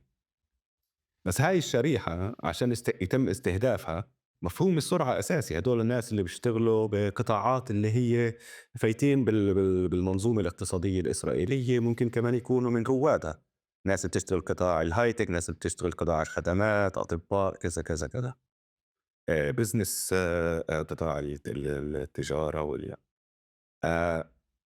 بالنسبة لهدول بس كمان مش بس بالضفة، كمان بالسبع، يعني هو مفهوم منطقة النقب مثلًا، تشجيع السكن بالنقب كثير مربوط مفهوم الزمن، إنه عم بيعملوا إنه صار في عندك قطار بوصل لبير السبع، ساعة ونُص بتكون تل أبيب، أو مش عارف قديش بالضبط. يعملوا highways اللي بتوديك مباشرةً عليها أو على آآ فمفهوم الزمن أساسي طبعًا، وبتعلّق كمان زي ما حكيت لأنه شريحة. هلأ في شرائح تانية اللي هي الشرائح الأكثر مستضعفة بالمجتمع الاستعماري الصهيوني، اللي هي كمان بتم صقل وعيها على أساس ديني، مسياني، فاشي. فهدول كمان يُجنّدوا، ما في عندهم أطر، بيجندوهم إنك تحطّه عادةً بيكون يمكن كمان جزء منهم أو ترسّبوا من التعليم، أو ما في عندهم أو عندهم خلفية جنائية أو كذا. فهدول بيجيبوهم على البؤر، لإنه البؤر لسه مش فايتة بالمنظومة بالسرعة نفسها. هلأ البؤر لإنها بداية، وعقبال ما يشقوا لهم طريق، أول إشي يقول لك إن هذا طريق أمني، وبعدين يربطوه مع مستوطنة تاني، بعدين على الhighway. ففي طبعًا، وفي كمان إنه ما يسمى شو بيسموها هو بالعبراني آآ آمم إنبات الصحراء، أو تعرف هذا مصطلح صهيوني، إنه فلسطين كانت صحرا وإحنا جايين نعملها طبيعة وإحيائها وكذا، إحياء الصحراء. فيعني بيكون عندهم دور إنه هم هدول الpioneers، هدول هن الطليعة. آمم، ففي طبعًا يعني وفي بيتعلّق كمان هذا كلّه دعم خارجي، يعني في كتار من هدول المستعمرين إنه بياخدوا مصاري من مؤسسات عالمية والّا إن كانت محلية. في عندك جسم زي ما يسمى تطوير الجليل والنقب، هذا بالداخل. هذول شغلهم الشاغل كيف تقدر تخلّي الإسرائيلية لأنه الجليل الأغلبية العظمى فيه فلسطينية أكتر من 50%، والنقب نفس الإشي. ففي دفش، أو يعني محاولة تطوير وتسهيل وتسيير النقل الجسدي لمستعمرات، إنشاء مستعمرات جديدة، إحاطة القرى الفلسطينية، كذا كذا. وهذا كله subsidized، يعني هذا كله ممول، تمويل يعني مخفض من الدولة وحتى المستوطنات كمان هذا بدل على شو مفهوم الحدود للاستعمار الصهيوني. هو وين ما موجود، حتى جولدا ميير مرت قالتها، وين ما موجود جسد يهودي هاي حدود إسرائيل. فأنت عمليا إنك تحط الإسرائيلي على الحدود مع لبنان، هذا جزء من توسيع وتثبيت التخم الاستعماري. طب إحنا الحياة اللي إحنا منعيشها نقيدها هي امتياز للمستوطن إنه يجي ويستوطن أو يسكن، ينتقل مثلا من تل أبيب لمستوطنة في نابلس مثلا ليتصار، لما بيجي وبيلاقي إنه في له امتياز هون. يعني قاعد بفكر فيها من هذا المنطق، إنه هو بشوف فلسطينية واقفين على الحاجز 300-400 سيارة، بس هو بمسك اللاين تبعه، الخط تبعه لأنه نمرة صفرة، وبضل مارق عنهم كلياتهم وبمرق عن الحاجز، يعني من غير ما حدا يوقفه أو مجرد إنه شافوا وجهه. بيعتمل له هذا طبعا إضافة، شعور إضافي، امتياز إضافي. طبعا. هو احنا الاستعمار عادة بفكروا او بينكتب عنه كبس عقلية، بس هو الاستعمار مش بس عقلية. هو زي ما الأكاديمية بيقولوا، يعني هو أنطولوجيا. هو نظرة للحياة اللي بتدخل كمان على الجسد تبعك، على الحواس تبعتك. يعني انت تسمع عربي كمستعمر، هسه بحكي دغري في هذا الشعور انه خوف، ازدراء، كذا. تشم ريحة اكل عربي. فهاي الانكاونت هذا لما في مثلا مستعمر بيلتقي مع فلسطيني، حتى انك تكون بنفس الحيز منفر للصهيون. فطبعا في عشان هيك يعني كلمه يعني ابارتهايد مش بس، هي اوسع من هيك بكتير، هي اعمق. واستعمار استيطاني، لانه ابارتهايد انه بس يعني عمليا فصل. لا، احنا في عندك حركه دائمه من تكثيف ومن طرد ومن ما يسمى منطق المحو. المنطق المحو مش شرط محو، انما هو انت عمليا بتحاول تمحي اي شيء فلسطيني، ان كان السنسلي، ان كان الاكل، ان كان وجود الشخص الفلسطيني نفسه، ان كان الكروم، ان كان الثقافه الفلسطينيه، ان كان قضيه فلسطينيه. في عمليه محي لمفهوم الفلسطيني بكل أبعاده. وطبعا هذا كمان كتير له أبعاد نفسية حتى. يعني بالداخل مؤخرا آخر 10 سنين تقدر تقول كتير مثلا صار يقولوا إحنا ما بدنا نجيب أولاد بغرفة ولادة بالداخل الفلسطيني، بحكي وين في فلسطينية عم تجيب أولاد. بدهم يعني يفصلوا هذا الموضوع بأقسام الولادة. في عندك بالبرك، فمفهوم هذا عم بتفاقم. طبعا هو دائما موجود على مستوى معين، بس انه عم بتفاقم وعم باخذ باخذ اشكال اللي هي صافت ما قبل المنطق، يعني جسديه، يعني الجسم. وطبعا من طرفهم هذا عنف، يعني هم عندهم، هم بحسوا حالهم انه هم الضحايا، وبنفس الوقت انه هم اصحاب الارض واحنا اللي جايين عليهم. يعني اليوم صفى هيك في عكس لعلاقات القوى، انه احنا اللي متعدين عليهم واحنا جايين عليهم واحنا عم ناخذ ارض اسرائيل الكبرى بالنسبه لهدول اليمين الفاشل اللي اليوم عم بيقوى كتير باسرائيل. فطبعا هذا مفهوم الفصل هو مش بس الفصل الجدار، فصل العنصري ولا كذا، هو كمان فصل نفسي، فصل حسي، فصل. وهذا الفصل كمان بيخلق او بسمح لارتكاب العنف مستويات، يعني اللي شفناه اليوم بغزة وجزء منه انه انت مش شايفه. هذا في فصل، في جدار حسي نفسي على كل المستويات، اللي عادي اذبح اقتل اولاد اطفال مش مهم. انت حتى انت بالعكس لو بيكون عامل منيح، يعني في احتفاء مرات بهذا الموضوع. انت لو تنزل اليوم فعليا تتحرك بالضفة، يعني يمكن من رام الله لشمال الضفة، كان لي فترة غايب هيك كم سنة، بعدين نزلت. لما بشوف بس حوارة كيف عم بنبنى جسر عشان انت فعليا يعني جسر عشان هو ما يعلقش ولا بالأزمة تبعتك ولا بالأمنيات تبعتك. ومن مكان تاني زعترة، يعني وانت طالع من حوار على زعترة، هاي اللفات اللي هي فيها كتير أزمات بتكون. انت في شارع جنبه بنعمل هاي واي، يعني هيك بمفهوم هاي واي بنعمل للمستوطنين جنبك، يعني جنب الشارع تاعك. فأنا وقتها بتطلع بقول أنا مش عارف ليه إحنا جزء كبير من النقاشات بتكون مشغولين نحكي إنه في فصل أو ما في فصل، في تمييز أو ما في تمييز، في استعمار أو ما في استعمار، في احتلال ولا ما في احتلال وأشكاله. لما أنت بس قاعد بتشوف كمية الاستثمار في البنى التحتية لتعزيز هذا الفصل، لتعزيز هذا التمييز، يعني أنت مش محتاج تحكي مع الناس أصلا، بس تحكي لهم عن الشارع بحد ذاته. وسيم بنفع تساعدني كمان أكتر من اطلاعك يمكن على كمان الإسرائيليين شو بكتبوا.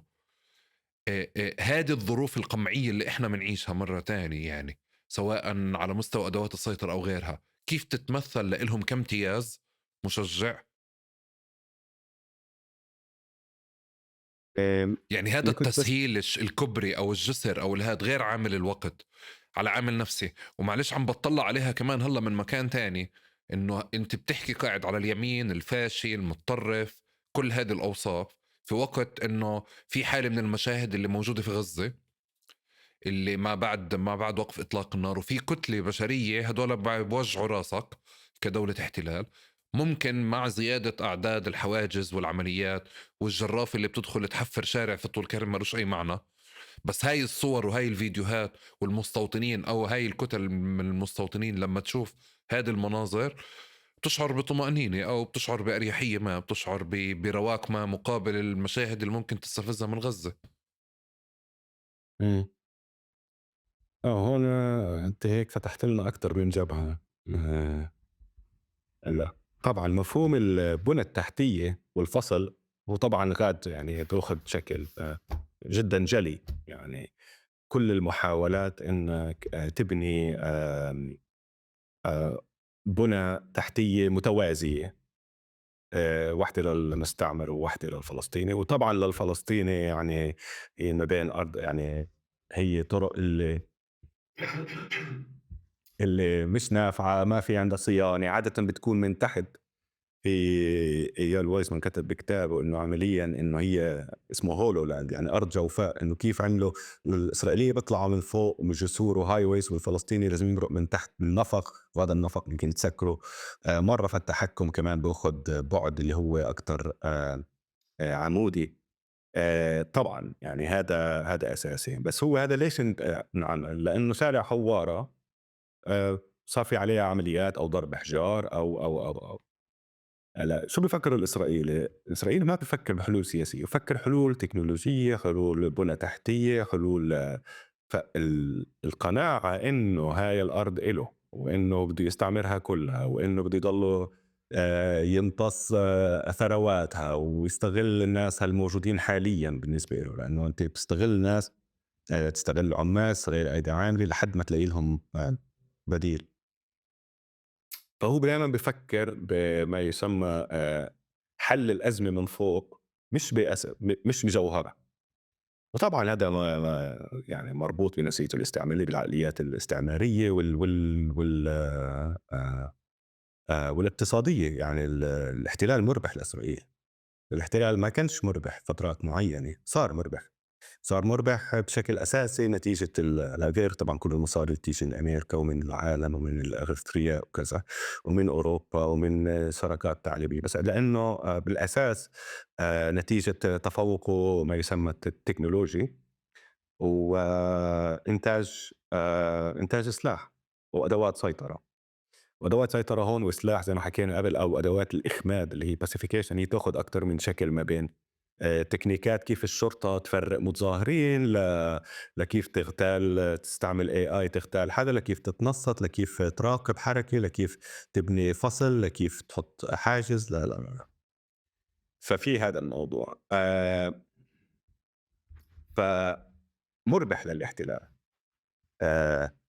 عملية التوسع. لا طبعا في كمان موارد زي موارد طبيعية وكذا، وبرضه هذا التوسع هو عمليًا بيعمل stabilization يعني زي آمم، إمم، توازنات كمان للسوق الإسرائيلي، إن كان بالأساس سوق الإسكان والعمار. فأنت عمليًا عم تتوسّع، عندك أرض زيادة، فعمليًا بصير عندك تقدر تفتح إمكانيات زيادة، فهذا الأرض أرخص، فهذا كذا. فالمنظومة الاستعمارية ما بتفكّر بحل المشكلة، مستفيدة منها اليوم. وطبعًا عدم استفادتها منّه، فهذا بيجي دور الفلسطينية، دورنا إحنا كفلسطينيين إنه عمليًا إنه ما يتم هذا. طبعًا في أشكال مختلفة من كان الboycotts ومن BDS ومن كان من جامعات اليوم في cultural boycott، في طبعًا دور بالداخل زعزعة هاي الsmoothness السلاسة تبعة حياة المستعمر والبنى التحتية آآ فبالنسبة هلأ طبعًا المستعمر هو أي عركسة للسلاسة تبعة الحركة تبعته لأمانه الشخصي، لا، دايمًا إذا بتلاحظ أي زعزعة بييجي على بالها إشي عقابي أكتر. يعني إذا بصير في عملية، إمم، وين ما صارت العملية بيعملوا مستوطنة، الدولة إمم، تتدخّل وبتقول وين ما صار في قرية مثلًا عملت حدا طلع من قرية عمل عملية، في عندك عقاب جماعي لكل القرية، القرية كلها لشهر مش راحة، راح كل المداخل كل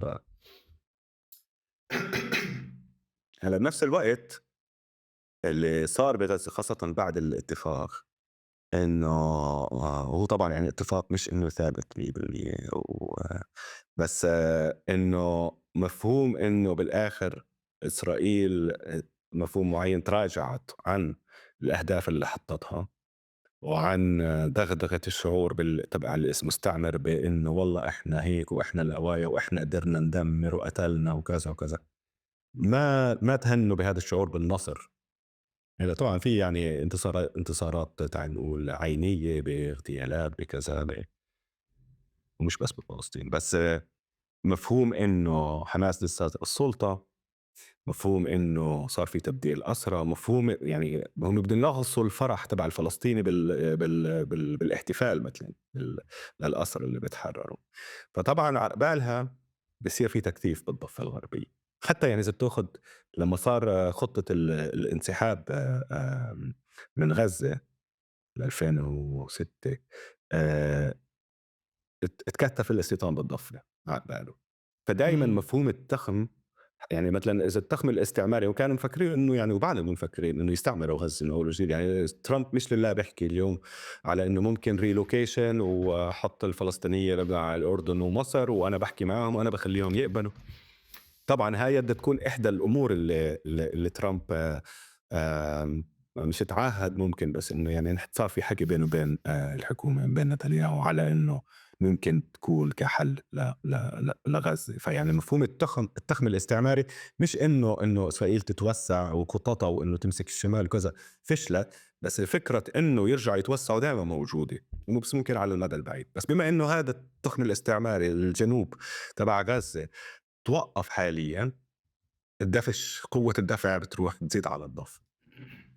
هلأ هي زادت مع بداية 7 أكتوبر طبعًا، بس هلأ عم نشوف إنه في أكتر زخم، وفي أكتر كمان فكرة إنه يصير في ضغط على إنه يتم ضم آآ وطبعًا هذا إله تداعيات كتير، كتير كبيرة، وإله كل مفهوم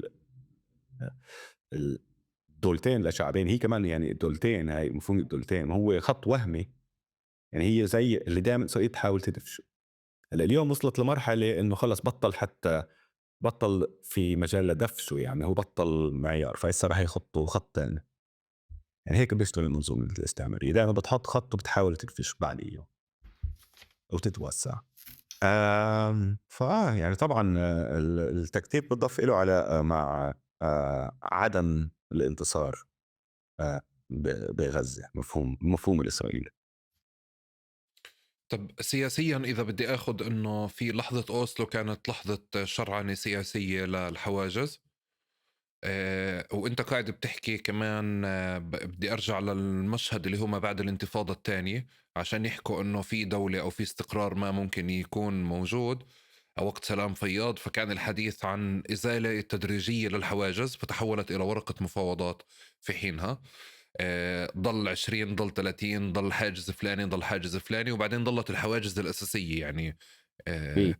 صار في نقاش انه حاجز طيار وحاجز حاجز اساسي. وبعتقد بهذيك المرحلة بالنسبة لي كانت أول مرة بشوف الحاجز بمفهوم ورقة سياسية، لأنه حتى الحاجز الطيار كان هو حاجز أمني، بتشوفوا أنه عملوه فجأة لأنه بدهم يفتشوا على حدا أو بدهم يشعروك برعب. بس تحول لورقة سياسية بهذا الشكل كان أنه أنت تشعر كفلسطيني وتخلي السلطة تشعر أنه عندها سلطة ما وسيطرة ما على مناطق بالضفة. بنفع تعطيني كمان مشاهد أكتر على الاستخدام السياسي للحواجز، عشان أقدر أشوفه كمان ببعد، يعني أشوفه بأبعاده السياسية أكتر.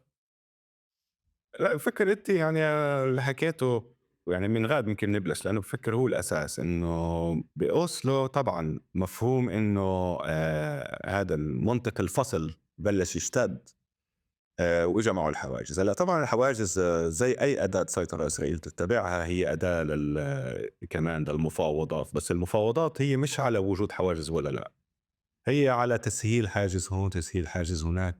إسرائيل ولا مرّة رهنت وجود الحواجز كحواجز بضمن الهاي، هي موجود حواجز داخلية ما يُسمى أو ما بين مناطق فلسطينية بحتة.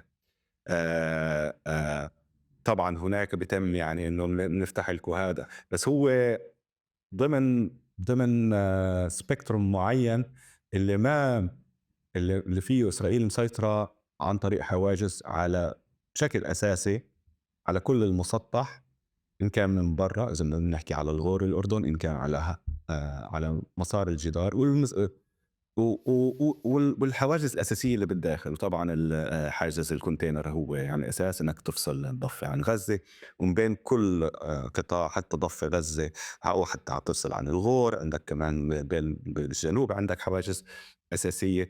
كثير محلات عندك البنية التحتية تبعت حاجز موجودة، بس لما يجي الوقت بيشغلوهم. ف طبعًا هذا كمان يعني إنه بمفهوم معين إعادة رسم هي مش حدود، هي ما أكتر barriers، يعني هي زي أسوار تعال نقول أو حدود مش مفهومها السياسي، مش مفهومها السيادة. فإنه البؤر اللي انعملت للفلسطينية هي وين في عندك فلسطينية أعداد فلسطينية مكتظة ومناطق مبنية فلسطينية. مناطق إيه؟ مناطق إيه صفت محاطة. هاي الإحاطة زي ما حكيت لك، زي ما حكينا قبل، على مفهوم إنك أنت تفصل الناس بس تخلي الأرض، وتفصل مسؤوليتك عن الناس بس تخلي الأرض. هلا إمكانيات العيش بقلب مناطق إيه محدودة جدا. وأنا يعني صراحة يعني مؤسف، يعني لوين بدها تروح الأمور مناطق إيه؟ اللي عنده إمكانية رح يبلش يهاجر وبلش طبعا. مش شرط يعني الكل، بس إنه يعني إنه مفهوم إنه هذا الاكتظاظ مع عدم وجود بنى تحتية ملائمة، مع عدم وجود إمكانية تتوسع يعني الناس تكتر، هذا الضغط. وبنفس الوقت الضغط بتصير أنت زي على الحاجز بصير داخلي بدل ما يصير ضد المستعمر زي ما حكينا قبل المثال. هذا الضغط طبعا في موضوع كمان الاقتصادي، في كمان موضوع طبقي، في شرخ طبقي بمجتمعنا. يعني احنا مش انه كلنا واحد، وفي عندنا مجموعات وعدة. فالهدف منه هو كمان دور الحصر والسيطرة عن بعد، كلهم يلاقوا ببعض. وللأسف إنه السلطة ما يعني السلطة ما في عندها بمشروعها إشي اللي تطلع ضد هاي البشرية ولا ضد الحاجز ولا ومفكرة إنه المفاوضات طبعا يعني راحت أو بعرفش إذا اليوم بيحكوا مفاوضات، بس بشكل عام. وغير إنه طبعا في دور للسلطة بإنه موضوع هذا الإخماد اللي حكينا عنه كمان هم يعني بياخدوا دور فيه بهاي النقطة. يعني المستقبل بصيغته الحالية، بصيغة تركيبة الحواجز الحالية والعدم تمكن من إنه مواجهتها بطرق شعبية أو على مستويات مختلفة، بتحد طبعًا، يعني بتأثّر على حياة الفلسطيني بشكل عام كجمع كمجموعة. آآ نعم. يعني إحنا قاعدين بنحكي ليش في 800 أو 900 حاجز اليوم لأجل كتير أسباب بنعرفها سابقا، بس كمان يعني صار عندي إجابة على ليش بالتزامن مع الإبادة اللي موجودة في غزة صار في تقطيع أكتر، فصل أكتر، وضع حواجز أكتر. آه، كنت كمان حكيت في المقدمة، عادة لما بنحكي عن الحواجز بنفهم تعزل محافظة طول كرم عن نابلس، هيك بنحكى. بس انت اليوم واصل لمحل بتعزل وبتفصل فعليا او قرى وبلدات المحافظة الواحدة. يعني في طول كرم لما بحكي مع ابوي بحكي عن الانتقال من قرية الى قرية، بدك تمر فعليا من تسكير شارع او حاجز او شيء ما. بذات السياق بدي اسألك على شيء، يعني هو امتداد يمكن لقضية اضحك مع الحاجز بمركك، أو اضحك مع الجندي بمركك، أو حط أغنية عبري، أو إذا بتحكي عبري بتكون تمام، بتقول له بوكر توف ولا هيك. بتقول له بوكر توف أدوني. لازم أحكي لك هاي القصة. أنا لما عرفت بوكر توف صباح الخير عرفتها بوكر توف أدوني، اللي هي صباح الخير سيدي. سيدي وهاي إحنا بنحكيها على الحاجز. فأنا ضلت فعليا لفترات إنه بوكر توف أدوني هي بالنسبة لي هذا هي صباح بوكر. الخير. هي مش صباح الخير سيدي، يعني إمم. بهذا المنطق. في ظل الإبادة كان وسيم في مشهد صعب تقيل إنه إن وصل الفلسطيني لمحل بالضفة، بعتقد مع مهم بعد اللي أنت قلته على قضية إنه السلطة أخمدت وجمدت وما عندهاش أي برامج لدعم الناس فعليا بمقاومة هذه الحواجز. بس وصلنا لمحل إنه ممكن تحط نقطة من غير ما تحط عليها جندي، يعني تحط بوابة صفراء من غير ما تحط عليها جندي، وتخلص البوابة بتضل مسكرة. تحط كثبان رملية هيك، كوم رمل أو كوم تراب، من غير ما يكون عليها جندي ولا بوابة صفرة حتى، وبس تعمل ورقة إنه الجراف اللي بدها تيجي تفتح هذا الطريق رح تتحاسب وكذا، ما حدا بيفتحه. الآن واضح إنه في سنين من العمل على الإخماد سواء من قبل السلطة أو من قبل إسرائيل، اللي وصلتنا لمحل مش بوابة صفرة بدها حدا يفتحها ويكسر الكفل، في رمل محطوط ممكن حدا يمرق من جنبه زي ما كان بالانتفاضة الثانية، أو جرافة تفتح وتتطوع وتكون يعني خلصت فكت. بس لا، اليوم في إمم. حالة من إنه أوكي البلد مسكرة بكثبان رملية هون وكثبان رملية هون وبوابة هون. آه. آمم هو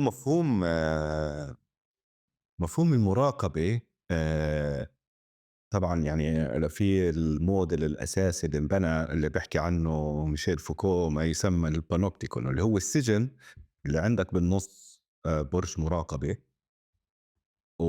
والسجن داير ما ينضار، وكل سجين موجود ب ب ب بالزنزانة تبعته، بس الزنزانة تبعته شفافة، يعني تقدر تشوف داخلها، بس برج المراقبة نفسه الزجاج تبعه ما تقدر تشوف داخله.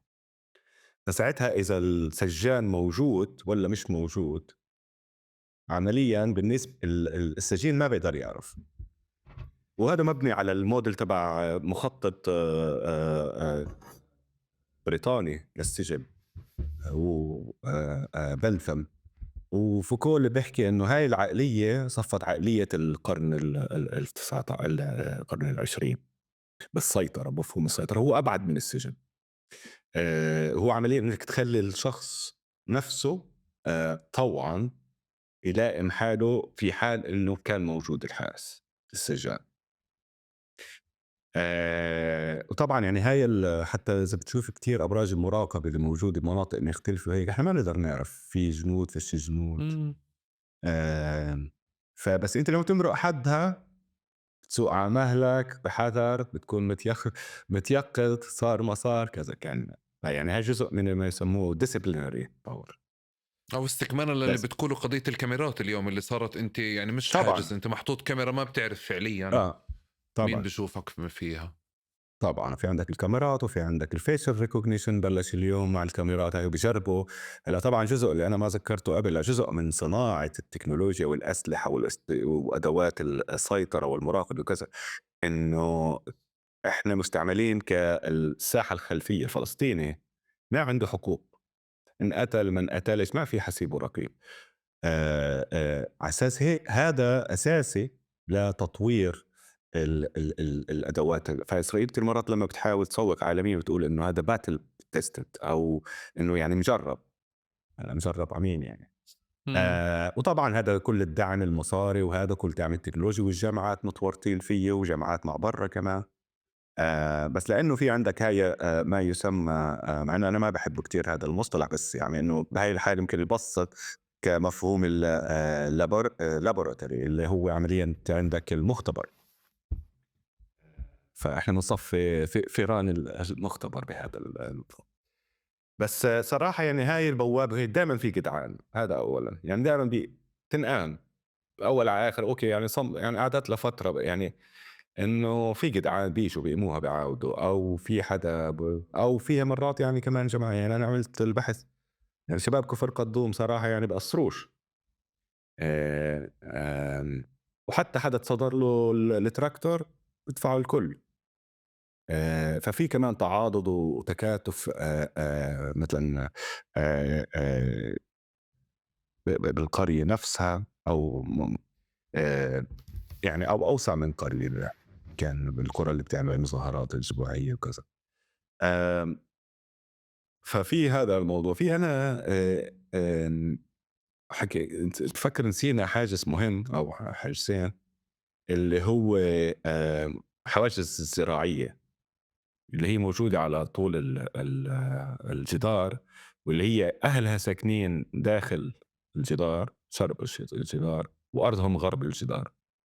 هذا اللي هو تصريح زراعي آه، عشان تروح وهدول تلقّط زيتون ما هذا هو. فهو كل مفهوم انك انت تفصل الفلسطيني عن الارض، ومع الوقت انه اذا انت الارهاق غاد بصير، مثلا كل استنزاف، وممنوع تفوت هاي الادوات. كل مره حدا بغير لك هذا، بيفتحوا لك وبيفتح الكاش واجا وما جاش وتاخروا لأ، هذا في تعاطي معه كامل، تماهي هذا كامل. يعني هسه آه. أنت بس حكيته أنا نسيه تمامًا، ضمن إنه آه. هاد من يوم ما صار الجدار بدك تروح تلقّط الزيتون تبعك كل سنة، فمين معه تصريح من العيلة هو اللي بروح باخد أولاده وبخلّص الزيتونات وخلصت فكّت يعني اه، بهذا الشكل.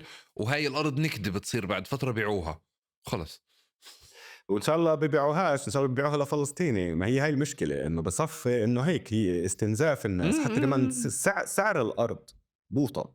يعني انا إمم. البحث تبعي ناس بتقول لك يعني انا عندي 100 دنم. طيب 100 دنم ما هي كلها تحدي صار، مين بده يشتريها؟ هي حقها 3 شيكل يمكن الدنم. يعني مين بده يشتري ارض اللي هي حد صار، حتى لو حدا بده يبيع؟ إمم، إمم، هلا طبعا هون بفوت بيع الارض. يعني بيجوا بيقولوا لك 100 مليون دولار، شو رايك؟ إمم. للاسف يعني. آه، فهذا موضوع أساسي. وهذا مش بس على الحدود الزراعية، هذا كمان الأراضي كلياتها اللي هي بمناطق حوالي المستعمرات أو حتى بعيد عن المستعمرات. يعني جد الزيتون ما احنا عم نشوف كيف. لا طبعا عقبالها في مثلا مجموعة ايش اسمها فزعة، بفكر انه شباب صبايا بيروحوا مع اللي عم بضل في بجدوا الزيتون. مبادرات من كل منطقة بيروحوا بيعملوا شيء أو بيدعموا قد حدا يعني فهذا مفروض. كتير مهم، يعني انه يتكثف وانه يجي من كل محل ومن الداخل ومن الضغط، لانه الكم والهدف له دوره. يعني كنا 3 4 مستوطنين وجايين بدهم يتزعرروا، طبعا الجيش بظهرهم والامن المستوطن بظهرهم وكل هاي. بس لما انت عندك كم من الناس، انت بتبث نوع من قوه. واجانب طبعا، يعني اللي هم ممنوع ينطخوا عن جد جد، او مسموح ينطخوا بس اذا سمر واذا هيك، وإذا فاهم علي. يعني بيساعد طبعًا إنه تخلّي الناس، لإنه عمليًا هو إسرائيل هو طبعًا يعني عن طريق إعادة تشكيل، يعني عن طريق manipulation لل القانون العثماني وبعديها القانون الأردني وكذا. إذا أنت ما بتشتغل بأرضك كم من سنة معيّنة، إمم، أنت إمم. تفقد الملكية إلها. فهي كل موضوع الإرهاق إنك أنت ما تشتغل بالأرض، وهم بيراقبوا كل هاي الأرض يعني. بالبرج المراقبة في عندك مسؤول الأراضي تبع المستوطنة قاعدين لهم إنه أنو أرض ما انشغلش فيها 3 سنين ورا بعض، دغري ما بتحس بكوش عليها وبتسكر وزي شيليه. تعرف هاي الأراضي السلطة ما عندهاش أي إيد عليها، ما بتقدر توصلها ولا الأمن تبعها بيقدر لأ، يوصلها، فتحولت بمناطق جنين للأراضي اللي بنزرع فيها الدخان. والله، لأنه الدخان بالنسبة للسلطة بتحاربه كتير عشان ضرائب السجاير والدخان اللي محطوطة آه، عليها. فهذا دخل من مورد من موارد السلطة، ضرائب الدخان تحديدا والمشروب يعني. فبالنسبة لإلهم في ثغرة مش عارفين يتعاملوا معها، اللي هو قضية الأراضي الزراعية اللي هي ورا الجدار اللي أنت بتاخد تصريح عشان تروح عليها. ولما بيجوا بدهم يعتقلوا حدا أو يضبطوه في البلد، صعب تكون إنه زارع دخان فاعتقلناه أو بهرب دخان، لأنه يعني هذا متعارف عليه. فأنت بتكون بتصدر فكرة إنه عم بيشتغلوا بالمخدرات أو بزرعوا مخدرات أو ضبطنا حقل فعليا من الماريجوانا وهو زارع دخان يعني. والله، والله بس منيح اللي يمكن قُلت لي. بتحكي لي على كمان نوع حاجز. كنت بدي أحكي على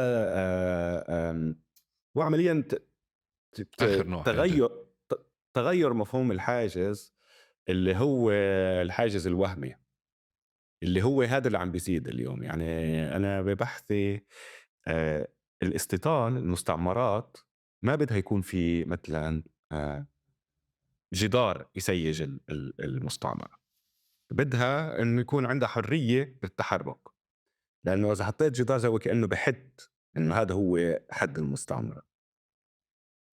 هلأ إذا بتشوف بالقرى الريفية الفلسطينية أغلبها تقريبًا، إنه في بتكون مستعمرتين، في عندك برج مراقبة اللي إمم. هو كتير مرات حتى هو كمان مخصص مفهوم إنه أمن المستعمرة أمن المستعمرة مسؤول عنه. أمن المستعمرة هو مش جزء من الجيش، هو جزء من الجيش إنما بياخد حسابه وراتبه من المستعمرة نفسها، فهي بتعينه، فهيك هو بمحل اللي هو رمادي ضبابي.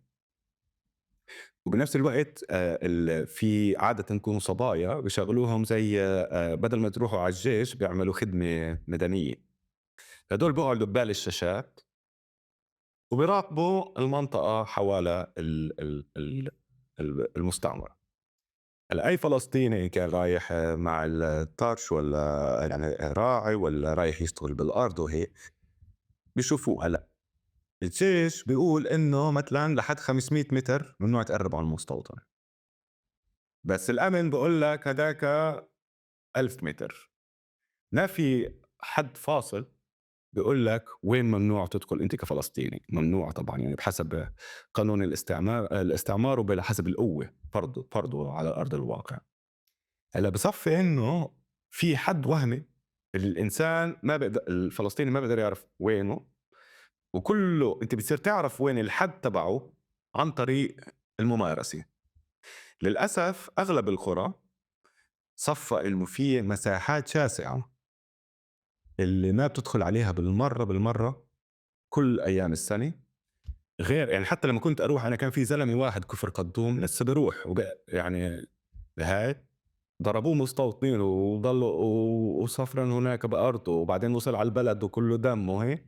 لمّا رُحت أزوره تاني مرّة كان يعني كان صار متصاوب، فحكوا لي عن حالته. فحتى هدول اللي بيحاولوا يتصدّوا كمان يعني بتصير على حسب بجسمك تعرف، يعني ما بعرفش إذا كمان مرّة عاود راح والّا لأ. يعني طبعًا أنت وعنادتك وهذا عنادة ثورية يعني. بس كمان في طرق اللي هي أكتر كمان جماعية يمكن أحكي لك عنها بعد شوي. بس هذا مفهوم إنه الحد يعني حتى بعد الانتفاضة الثانية إسرائيل حاولت إنه تحط هاي حلقات جدار مع sensors كذا كذا حوالي كل المستوطنات، وبلشت بقى كم مستوطنة اللي هي مفروض إنها أسهل اقتحامها. الحركة الاستيطانية طلعت ضد وصار في ورفعوا زي بفكر محكمة على بالها. النتيجة طلعت هي إنه طيب بنحط لكم برج مراقبة أنتم بتراقبوا، بس في مناطق معينة اللي فيها كتير شجر مثلًا وهاي غادنا نحط جدار بس عشان إنه فصار في زي كإنه خليط ما بين التنين. بس هي هاي فكرة إنه تخلّيه مفتوح وتمنع الناس من إنها تدخل على هاي الأرض، لإنه أنت بتعرفش منين جاييتك الضربة. والضربة بتجيك مش بس من الجيش، بتجيك كمان من المستوطنين، ومرات الأمن بيبعت إمم. مستوطنين إمم. بزعرانه يعني تعرف شغل عربدة، إنه شُفت والله غاد حتى يعني في كتار ناس بيقول لي يعني مرق الأمن بيقول لي اطلع من هون، باقول له: "يا عمي أنا بعيد كيلومتر عن المستوطنة، شو أطلع؟" بيقول: "لأ أنا مش عم باحكي إنك أنت قريب، بس عم باقول إنه يمكن بيمرقوا زعران من هون بعد شوي." فيعني إنه التخويف هذا، فإنه كمان هذا مفهوم الحركة وكيف السيطرة وخاصةً الأراضي، فعشان هيك كتير بيهتموا الناس إنه على القليل الفترات الكتير قليلة اللي هم أسبوع والّا أسبوعين بالسنة اللي بيتم إلى التنسيق إنه يروحوا ويشتغلوا، لإنه على أساس إنه بس تثبيت وجود إثبات وجود إنه أنا اشتغلت بأرضي، على أساس كل المسح اللي بيسووه المستوطنين وهيك ما يقدروا يقولوا إنه ما اشتغلوا والأرض تتاخد. فيعني حتى اللي بيروح فترة التنسيق يعني هذا بيعمل عمل إنه على قليل ذهب.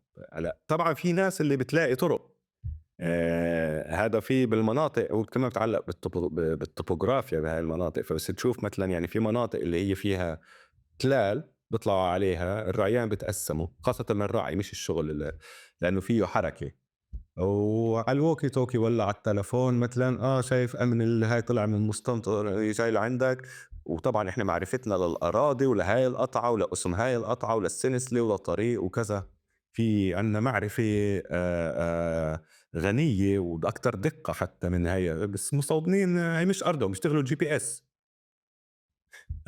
فبالفترة اللي عبالي ما هدوك يكونوا مفكرين ييجي يطلع من المستوطنة بتقول له اطلع ولف من ورا التل التاني، وغاد ما فيش مثلًا بيكون شارع مثلًا يوصل له أو كذا، ففي عملية مراوغة وهيك الناس بتشتغل، يعني إنه في حدا بسموه طلوعة، هذا دوره اليوم، بيقعد كم من حدا على تلة بتوجه ال الرُّعى. حاسّتك تحكي إشي اللي أنا طوّلت. لا أنا ما كنت بدي مش طولت، بس بحاول أربط اللي هو مفهوم الحاجز الوهمي اللي أنت حكيته ب... بعدم وجود حاجز، بعدين وجود كاميرات، بعدين فكرة وجود راعي. هيك أنا فهمت صح ولا أو أنا تشتتت؟ يعني إذا بدك تقول فكرة إنه في كمان نوع، قلت لي هيك في كمان نوع اللي هو الحاجز الوهمي، إذا بدي أعرفه شو هو. لأ، الحاجز الوهمي هو ممكن يكون حاجز تكنولوجي اللي حطّته مم. المستعمرة، وأنت بس ما تدخل عليه بيقول لك في خط أحمر انزل، بيبعت الجيش بيقول له روح آآ يعني ابعد الناس من الغاد، ما يقبلوش واضرب.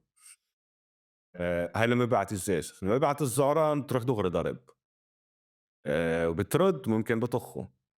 آمم، فهذا هو الحاجز الوهمي، إنه هو عمليًا بطّل في كتير حدود واضحة، بطّل في هذا السلك الشائك والجدار، قد ما هو كل هاي المنطقة بتدخل عليها، كل الجبل هذا حوالي.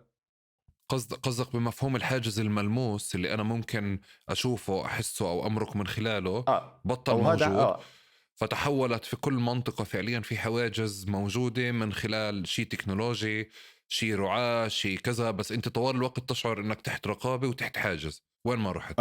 وممنوع تدخل هاي الأرض، عدم اليقين إنه إذا دخلت غاد شو بده يصير معك، الخوف مم. والكذا. عمليًا مم. أنت في تتويت للخوف، اللي بصفي إنه مش 200 ولا 300 متر من تقرب مستوطنة، كل الجبل كيلومتر والّا كيلومتر ونص إذا بتقرب غاد رح تتآذى. أوكي. طبعًا هذا بيشتغل ما بين الجيش والمستعمرين وأمن المستوطنات وبيغطوا على بعض وسيم أنا بعطي المايك في يعني في آخر الحوار مساحة مفتوحة للضيف. إذا في إشي فاتنا، إذا إشي بدك تنفيه، إذا إشي بدك تأكده، إذا إشي كذا، بتعرف لأنه هذا الحوار بضل زي ما هو من منتجوش. ف وإذا في إشي ما مرقنا عليه، بس أنا على الأقل صار واضح لي إنه لما بنقول ليش 800 أو 900 حاجز اليوم، لما بشوف في تقرير إخباري بهذا السرد اللي عملناه اللي هو تضواي على مناطق إحنا عايشينها. وبتعرف هسا إذا أبوي بحضرها أو حدا من أصحابي اللي في البلد بحضروها، اللي هم بيكرهوا حالهم من الحواجز، يعني بطلوا يطلعوا من الدور، مش من البلد، من الدور بطلوا يطلعوا عشان فكرة الحاجز. يعني بقدر الواحد يشوفها أكتر، لأنه غير فكرة إنه حاجز بتمرق من خلاله وبنكد عليك، هي في إشي بتعتاده وجزء من إنك أنت تضلك عايش في هاي البلد، إنك تتعود عليه، تتماهى معه. إنك تتبسم له ولا تعصب ولا أيًا كان بيحرق دمك، فأنت مرّة بعد مرّة بتتعود عليه أكتر. الإشكال اللي بصير عند الناس حتى إنه بيقولوا ليش اليوم في 900 حاجز بس ممكن قبل شهرين كانوا 600، بس يعني اليوم بيحكوا بإشي تاني يعني. ف ودي أضيف لك كمان شغلة، باعتقد فكرة الحاجز الوهمي اليوم كمان بنفع نسقطها بالشكل اللي أنت قلته. عفوا. على المستوطنين اللي بوقفوا على أبواب المستوطنات وبرموا حجار. فأنت فعليا بتكون طالع نفس الجروبات اللي أنت حكيت عليها، جروبات التليجرام أحوال الطرق، بتسأل فعليا كيف الطريق من مكان لمكان، بقول لك في حاجز فلان مفتوح أو كذا، وفي حاجز طيار، وفي أولاد مستوطنين بزتوا حجار. فأنت بدك تضطر كمان تلف من خلالهم. تفضل، آه المساحة معك، المايكات معك كلياتها. طبعا حاجز المستوطنين هو حاجز، وهو حاجز اللي بيشتغل على باينري، يعني على واحد وصفر. انت فلسطيني بتاكل قتل، بتطبش، بتحاولوا يقتلوك، يعني انه واضحه. اللي بيختلف نوعا ما شوي عن عن الحاجز العسكري. بس يعني بالختام مش عارف، يعني اتامل ابوك والشباب اللي هاي انه ما كنتش شوفوا انه اختزلت انا بعض الأمور بالنسبة للحاجة. أكيد يعني ما بيخلص الحكي عن الحواجز، وأنا إلي كمان سنين مش ساكن بالبلد بشكل يومي. فكمان يعني وشوي غريب الواحد يحكي على الحاجة، لأنه كمان كتير شغلات غيرت من وقتها، وكتير شغلات ضلت زي ما هي وتفاقمت. يعني بحاول أتابع قد ما بقدر لما بنزل طبعا، يعني بحاول أتنقل قد ما بقدر. فمتأمل إنه نكون ما اختزلنا. هلا طبعا في مهم إنه نبحث الحواجز أكتر. يعني أنا حتى أنا ما أنتجب بحث بشكل واضح عن الحواجز بالضفة أو بشكل عام بفلسطين. فممكن هاي كمان إنه تشجيع للمعنيين والمعنيات يشتغلوا بهالموضوع. طبعا واضح إنه ناقصنا معرفة على الموضوع. وطبعا إنه مهم إنه نتكيف مرنين كذا كذا، بس مهم إنه ما يتم تدويت الحاجز على إنه إشي أزلي أو إشي رح مم. يضل. يعني الحاجز رح يروح هو الآخر يعني. و ونفكر كيف نساهم بإزالته. هاي خاتمة مهمة، هاي هيك لازم الواحد يكتبها إمم. على سيارته على فكرة وهو طالع يعني. آية الكرسي وجنبها ورقة مهمة، تتعودش على الحواجز اللي بدك تمرق من خلالها. انت رايح الآن تمرق من إشي صعب، مهم ما تعتدش عليه يعني. وسيم، آه. ممنون لك، شكرا جزيلا، يعطيك ألف عافية. شكرًا لك، شكرًا عزيزي. يعطيك سلام. العافية. يزيدك عافية.